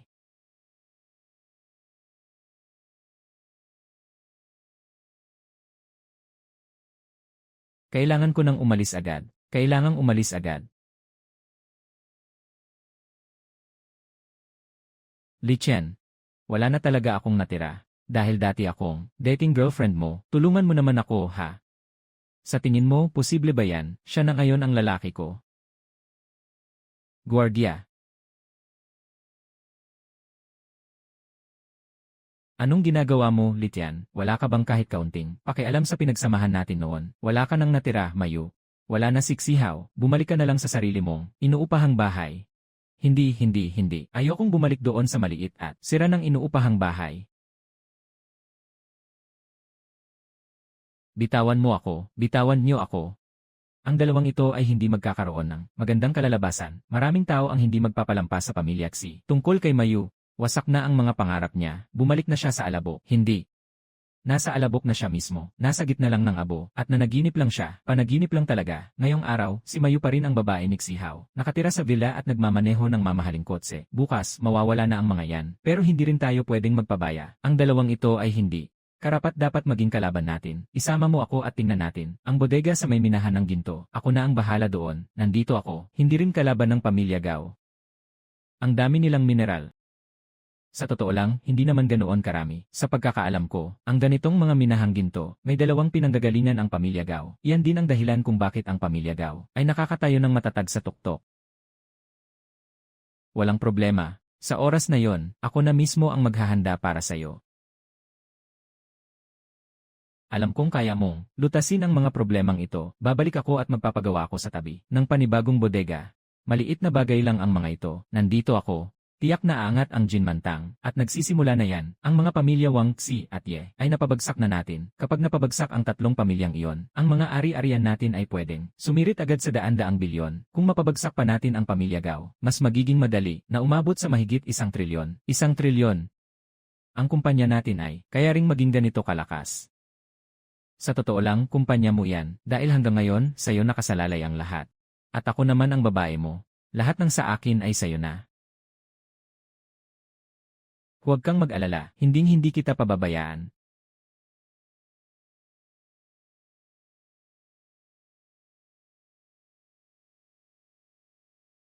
Ayos. Umuwi na muna tayo. Dahil ang pamilya Gao ay kailangang paghandaan ng maaga. Siyempre pwede. Pero bago ako umalis, magpapakuha muna ako ng litrato. Kapag natapos na ang bodega, sa loob nyon, ay puro iba-ibang uri ng mineral. Ang buong laman ng bodega. Napakarami talaga niyan. Wala nang masyadong masabi, ang akin din ay sayo. Kung gusto mo, huwag na muna tayong bumalik sa kumpanya. Umuwi muna tayo. Ayos na rin yan. Mahalaga pa rin ang mga dapat asikasuhin. Ayusin muna natin ang pamilya Gao saka tayo mag-usap. Hindi kailangang kabahan ng ganyan, Pinunobay, maupo ka na. Maraming salamat, kagalang-galang na Gao, dahil ngayon, isa na rin itong pakikipagtulungan. Natural lang na dapat may sapat na maayos na pakikitungo. Ipatawag dito si pinuno ng pamilyang Bai. Ang pangunahing hangad ko pa rin ay magkasamang tapusin ang pamilya Du. Totoo ba? Talagang napakalaking karangalan at swerte ng pamilya Bai. Hindi lang namin alam kung bakit ang pamilya Gao ay pinili ang pamilya Bai namin. Ang lakas ng pamilya Gao ay dapat kayang lutasin ng madali, di ba? Kahit leon laban sa kuneho, buong lakas pa rin. Kung magdedesisyon tayong kumilos, hindi pwedeng pumalpak ang pamilya Gao. Gagamitin namin ang lahat ng yaman at pondo na hawak namin. Kasabay nito, hihilahin namin ang lahat ng kaibigang. Kaya pang mahikayat para pabagsakin ang pamilya Du. Napakagaling ng sinabi ng anak ko. Mas mahalaga, ang litian na yan ay talagang hindi matukoy ang galaw. Kailangang mag-ingat sa pakikitungo sa kanya. Bukod pa rito, ang 5 malalaking pamilya sa Lincheng ay nawasak na ng pamilya Du ng isang bagsakan ang 3. Pamilya Bai na lang ang natira. Kung ganoon, tiyak na susunod ang pamilya Bai sa lahat ng atas ni Hao. Mas malinaw, mas mabuti kung makakampi natin ang pamilya Gao. Iyon ang swerte at biyaya mo. Bastos na bata, ano ng arte mo? Kung hindi lang dahil sa ama mo, sapat ng matapang si Gao Shi. Akala mo ba talaga sikat ka? Pinuno ng pamilya Bai, bumalik ka na muna. Ang natitirang plano, masinsin naming bubuin. Kailangan mo lang makinig sa amin, sapat na yon. Gao Zong, ikaw ang kapatid ko, at isa ka ring taga-pamilya Gao. Hindi mo ba pwedeng ayusin kahit kaunti ang asal mo? Kapag kaharap ang pamilya Du, kailangan mo pa bang hilahin ang sarili mong pamilya? Ano ang silbi niyan? Gao Zong, huwag kang magsalita ng kung ano-ano. Ang buong lakas na pagtugon ay tama naman. At ang pamilya Bai, wala rin silang silbi. Maaari silang maging pangunang puwersa natin para subukin ang totoo nilang lakas. Kung talagang mahirap, pupuntahan natin si Ginoong Han. Sa kamay niya ang ugat ng ginto sa buong mundo. Sa suporta niya, ang pamilya Gao natin ay siguradong kaya lutasin ng madali ang pamilya Du. Iyan ang dahilan kung bakit hindi ko maintindihan, hindi ba't may Ginoong Han naman tayo? Kahit kaunting problema, kay Ginoong Han agad tumatakbo. Kung ganoon, ikaw na ang pumunta. Hindi ako pupunta, ako na mismo ang maghahamon ng digmaang pangnegosyo laban sa pamilya Du. Sumunod ka sa kuya mo at matuto kang mabuti. Naiintindihan mo ba?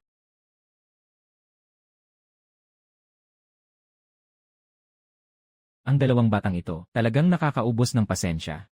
Mukhang kailangan kong maghanda ng dobleng plano.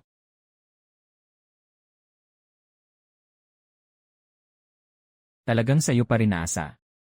Sa ganito, malulutas na ang mga pagkalugi ng pamilya dun itong mga nakaraang panahon. Tama nga, kailangan talagang makita bago maniwala. Alam kong hindi mo ako bibigyan, kahanga-hanga talaga ito, kasama ang suporta ko.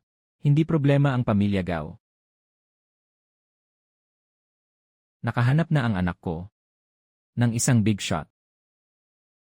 Ang susunod, kailangan mo lang umatake ng buong lakas. Totoo ba? Buong lakas na pag-atake. Gusto mo bang idiin pati ang buong pamilyang Du? Mag-alala ka lang, ama. Subukan na lang natin ng buo ang loob. CJ. Kung ganoon, susundin kita. Kung gayon, simulan na natin agad. Isugal natin ang lahat. Pabagsakin ang pamilyang Gao. Baka medyo mahirap, pero pwede naman nating subukan. Subukan nating tikman ang tibay ng pamilyang Gao. Huwag kang mag-alala. Sinabi ko na ako ang bahala.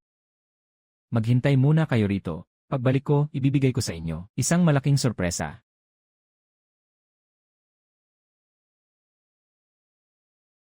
Siyempre meron, hahayaan kong lalo pang umangat ang mga ari-arian natin at tuloy-tuloy na dumami. Kung gayon, ako at si Papa ay dito na muna hihintay. Ituturing na rin nating nakabawi tayo. Walang do-way. Dapat nating subukan ang ibang paraan. Kung makukunan natin ng litrato ang minahan ng ginto.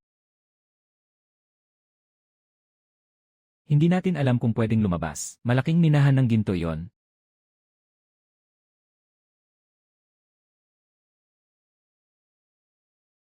Talagang nagtagumpay siya.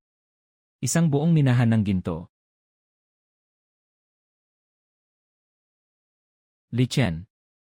Hindi, handa na ba ang asawa mo para sa malaking sorpresa? Ipadadala ko sa iyo ang lokasyon. Ako at si Papa ay agad na pupunta roon. Tandaan mo ang sinabi ni Weiwei, dalawa lang ang kilalang galaw ng pamilyang Gao. Ngayong pagkakataon, pwede na natin silang kalabanin ng harapan. Kung makakakuha pa tayo ng isa pang minahan ng ginto mula sa pamilyang Gao at makapagpalitrato pa ng dalawa pang minahan nila, matatapos na ang lahat. Sa kabila ng pader, may isa pang minahan ng ginto. Hindi pa kami kailanman nakapunta rito. Napakalaking minahan ng ginto. Ibigay mo sa iyo si Weiwei. Ibibigay kay anak ko. Salamat, asawa.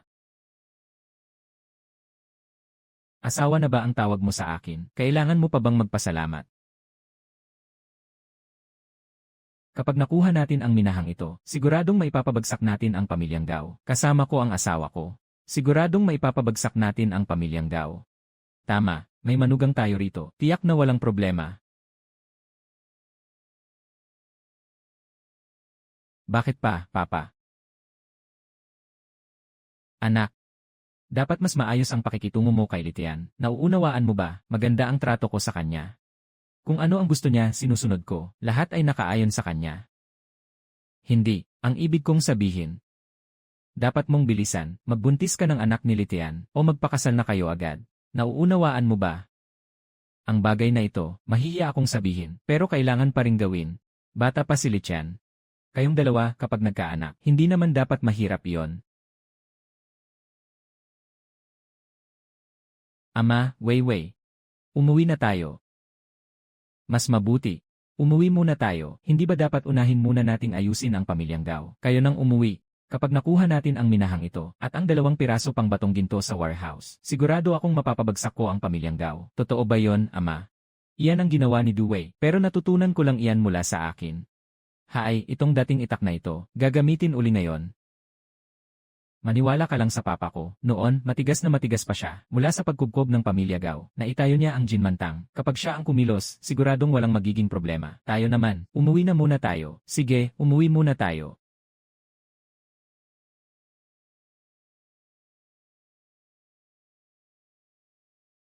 Gisingin mo si Papa. Oras na para mag-ehersisyo. Ano bang ginagawa mo? Ginagawa mo ba akong sakong pambala? Hindi ba para sa kinabukasan nating dalawa? Pumunta na lang tayo sa kumpanya. Baka kailanganin ka doon. Hindi na kailangan, kaya na yon ni Papa. Ayos na tayong dalawa. Sapat na ang asikasuhin muna ang sarili nating mga bagay. Asawa, patawarin mo na ako. Ay, napalitan mo na pala ang mga panggabing damit mo kamakailan. Bakit, hindi mo ba gusto? Gusto naman. Pero kung kaya mong tumigil, mas mabuti pang huwag ka nang gumalaw. Noon, puro pagmamadali lang tayo. Ngayon, kahit ihain na sa bunganga, hindi na kami kumakain. Sobra na talaga ang busog ko. Maganda na sigurong tunawin muna. Hindi pwede. Ipagpatuloy natin. Hoy, sino ang hinahanap mo? Ako yon, Manugang. Kasama mo ba si Duwei? Naman. Tinawagan ako ng biyanan ko. May problema ba? Wala naman. Gusto lang sabihin sa inyo na medyo hirap na ang pamilya Gao. Pero parang may backer pa sila. Ang biyanan ko pala, hindi pa lubusang nauubos ang kanyang galing.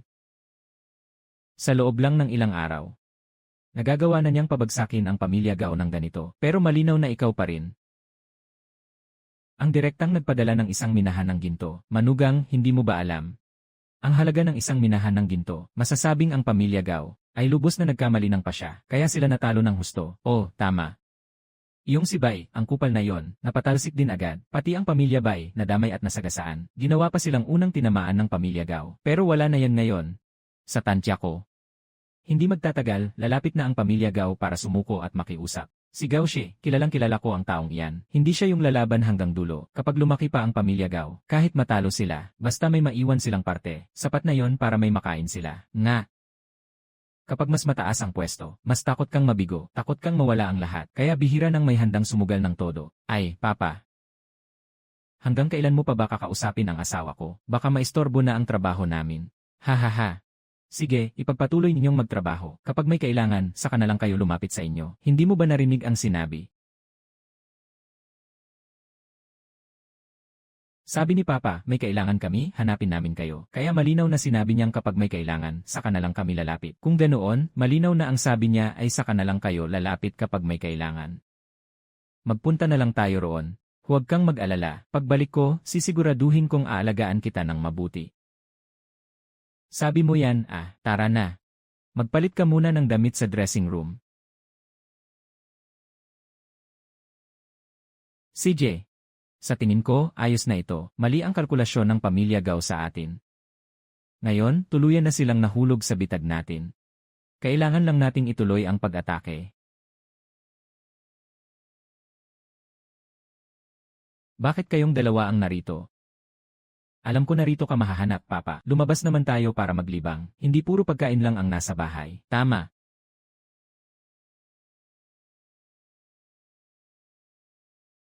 Kayong mga kabataan, kailangan nyo pa rin na maghinay-hinay paminsan-minsan. Pero hindi nyo na kailangang magtrabaho muna. Magpahinga na lang kayo ng mabuti. Tutal, ngayon ang pamilya Gao ay nag-iisa na lang at walang kakampi. Ang pamilya Bai ay nagsimula na rin ng gulo. Agad din silang natalo natin. Ang galing nyo talaga, Papa. Hindi naman ito mahirap. Pero mas gusto ko sanang kumain ng luto ng mama mo. Nakakahiya naman sa kanya, araw-araw siyang nagpapadala ng pagkain. Sino yan?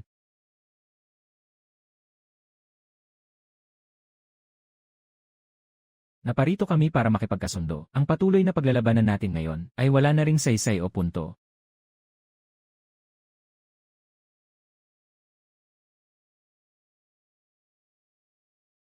Hindi ko inakalang ang batang Panginoon ng pamilya Gao ay personal na lalapit para humingi ng paumanhin. Dahil alam mo nang kami mismo ang lumapit, bakit hindi ka pa magpakumbaba? Anong tinitingin-tingin mo? Hindi nyo kayang labanan ang pamilya Gao kung gusto mong mapahiya sa ibang lugar.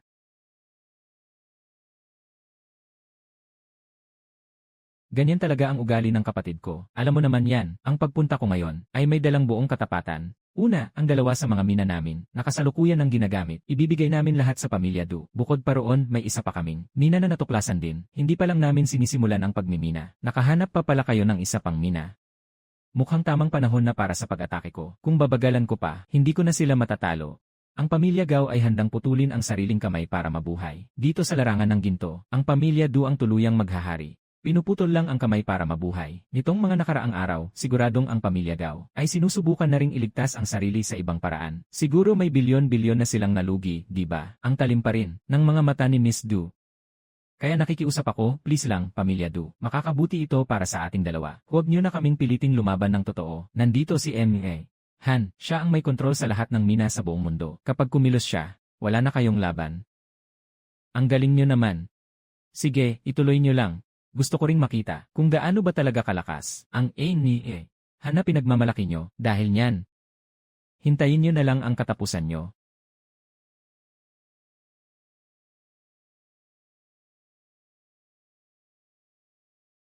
Ayaw niyo sa maayos, gusto niyo sa dahas. Kung hindi dahil sa utos ni Papa, hindi ko na kailangang makipag-usap sa inyo. Wala rin naman akong planong humiling pa. Pero ngayon, ang pamilya Du ay handa na ring magwakas. Si Ginoong Han ang may hawak sa kabuhayan ng mga minahan ng ginto sa buong bansa. Hindi lang isa, ang munting lungsod ng Lincheng na maihahambing dito, kahit gaano pa kalakas. Hindi kasing lakas ng telepono ko. Kung gayon, maghintay ka at makikita mo kung paano matatalo si Ginoong Han.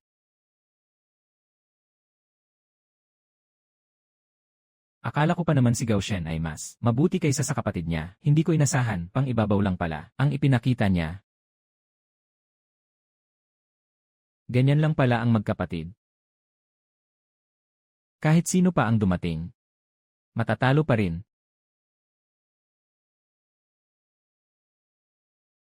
Kung kaya nitong pabagsakin sila, baka bilyonaryo na tayo agad. Ngayon nga, bilyon-bilyon na ang yaman natin. Sinubukan pa ni Gao Shen. Tayong suhulan ng 3 minahan ng ginto. Kapag napabagsak natin ang pamilya Gao, ang mga iyan ay magiging atin din. At halos tapos na ang hakbang na ito. Ang pagbagsak ng pamilya Gao, nasa malapit na. Pabilisin mo pa ang progreso mo. Pagdating ng oras, ako na ang titingin sa 3 minahan ng ginto. At sisikapin kong makuha agad ang mga ito. Ikaw at si Weiwei, umuwi na muna kayo.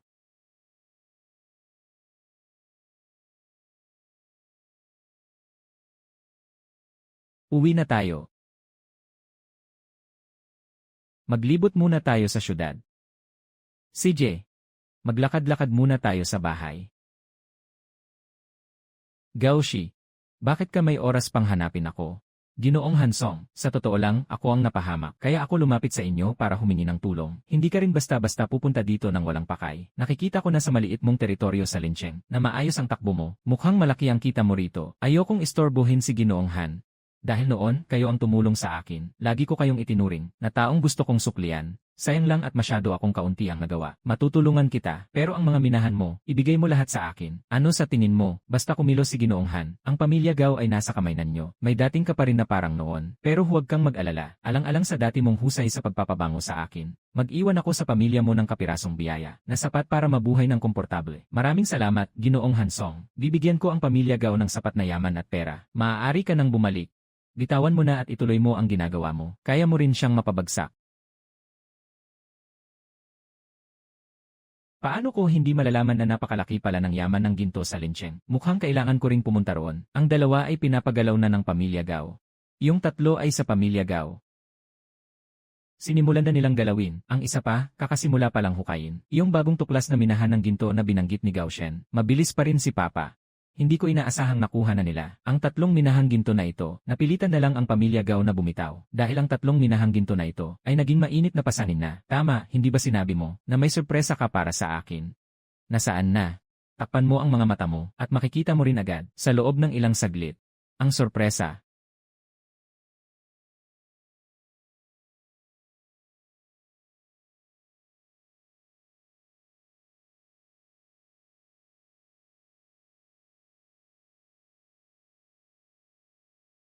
Imulat mo na ang mga mata mo.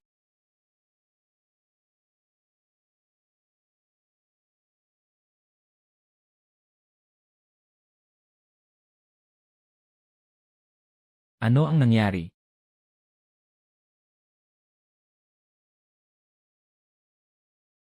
Tatlong minahan ng ginto. Sa'yo na lahat yan.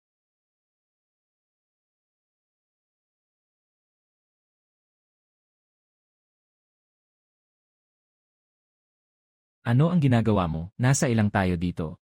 Kung ganoon, umuwi na tayo. Mas mabuting tignan pa natin. Kailangan din kita sa punong tanggapan ng kumpanya. Magpatayo pa tayo ng mas maraming bodega. Bakit pa magpapatayo ng mga bodega? Ang kalaban ay may hawak sa mga nangungunang tao sa buong bansa. Kailangan kong makaisip ng paraan. Maglagay pa tayo ng mas maraming ginto sa mga bodega mo. Hindi ba, Li Chen? Napakabait mo sa akin. Dapat lang na ang lalaki ay mabuti sa asawa niya.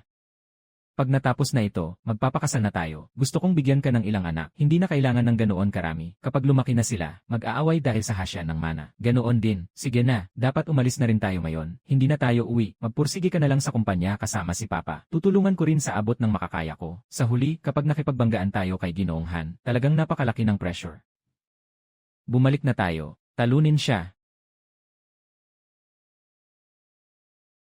Hindi pwedeng makita ito ng iba. Sa mga nakaraang buwan, ang paglusob ng pamilya Gao ay lalong tumitindi. Nasa antas na daan-daang bilyon ang puhunan. Pero mabuti na lang, nasa akin ang teleponong pangkopya. Nang larawang kuha ko sa katabing bodega, maaari ko nang kopyahin agad ngayon. Hanggat sa mga bodega, patuloy na dinadagdagan ng bagong ginto, maaari ko itong kopyahin ng paulit-ulit. Ang alamat na may hawak sa mga minahan ng ginto sa buong bansa. Ang sikat na si Hansong. Tingnan mo kung paano kita dudurugin. Hoy, mahal, handa na ako. Handa ka na naman ba? Halos hindi na nila kaya sa kabila. Bakit? Uurong na ba si Ginoong Han? Ang suportang ibinigay mo nitong mga nakaraang panahon, talagang nakakagulat. Parang walang katapusang pagkopya lang. Gumastos ang pamilya Gao ng daan-daang bilyon. Pero mas nakakagulat pa ang aktual na gastos. Hindi na ito kayang saluhin ni Hansong. At sa totoo lang, siya ay hindi man lang makakita ng pag-asang manalo. Kung ganoon, buong puwersa na ang atake. Nasa gitna pa nga tayo ngayon. Sa panahong ito, binuksan na ng tatay ko ang Jinmantang. Sa iba-ibang panig ng bansa, nagkalat ng ginto kung saan-saan. Walang sinuman ang makakatanggi. Umaasa ako sa inyo. Hindi. Ikaw ang aasahan. Kung wala ang suporta mo, hindi namin mararating ang ganitong antas. Hindi mahalaga yan. Ipagpatuloy natin ang pagsisikap. Ibababa ko na muna. At titignan ko pa ang katabing bodega para makakopya pa ako ulit. Hansong. Hindi ako naniniwalang kaya mong tumagal. Hindi ba sinabi mo na sila? May ilang mina lang ba ng ginto? Pero ngayon, mukhang hindi talaga. Tangina, isa itong walang ilalim na hukay. Nasunog na ako, halos 200 bilyon na. Ang yaman kong 1 bilyon. Nilamon ng isang maliit na pamilya Du. Sa isang kisap mata, umabot sa 5 bahagi. Hindi ko talaga alam. Ang litian na yon, sobra talagang tuso. Hindi na kaya. Hindi ko na kaya. Sumuko na. Magmadali kang sumuko. Nagdadagdag pa ang pamilya Du ng ginto at pera. Ginoong Han, anong gagawin natin? Isa talaga itong walang ilalim na hukay. At ako pa ang mahigpit na kinagat ng kalaban. Mukhang buhay pa siya. Pero sa totoo lang, patay na. Mukhang wala akong magagawa kundi ilabas ang huling pambaliktad na tira. Kailangan kong magtungo sa abroad. Mayroon pa akong huling baraha. Tiyak na makakatulong sa amin. Ano na ang gagawin natin ngayon? Hindi mo ba gets? Sabi ni Hansong, pupunta siya sa abroad. Kami. Aalis na. Wala nang ibang paraan.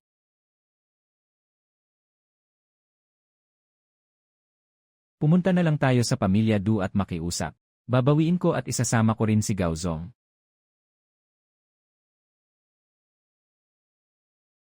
Panalo na tayo, sigurado na. Magsasayang lang ng oras ang pagkabigo ni Hansong. Mawawala rin ng tuluyan ang pamilya Gao. Nanggugulo ka. Ginoong Du, pagbigyan mo naman kami sa pamilya Gao. Pakiusap, patawarin mo ang pamilya Gao. Kahit kaunting pera na lang ang itira mo. Hindi ba dati kayo gustong lipulin ang pamilya Du? Nasaan na si Ginoong Han? Ginoong Han. Tumakas na.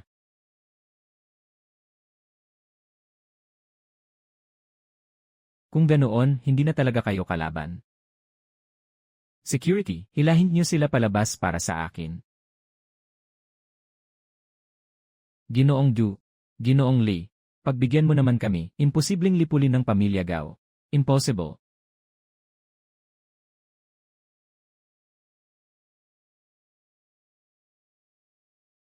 Mukhang gumuho na ang lahat. Kung ganoon, dapat ba tayong magdaos ng kasal? Oras na para simulan ang seremonya. Kailangan na nating maghanda. Hindi na kailangan. Matagal ko nang nahulaan ang araw na ito. Handa na ang lahat. Ikaw pala, handang-handa na. Sa pagkakataong ito, ako naman ang aasikaso sa'yo.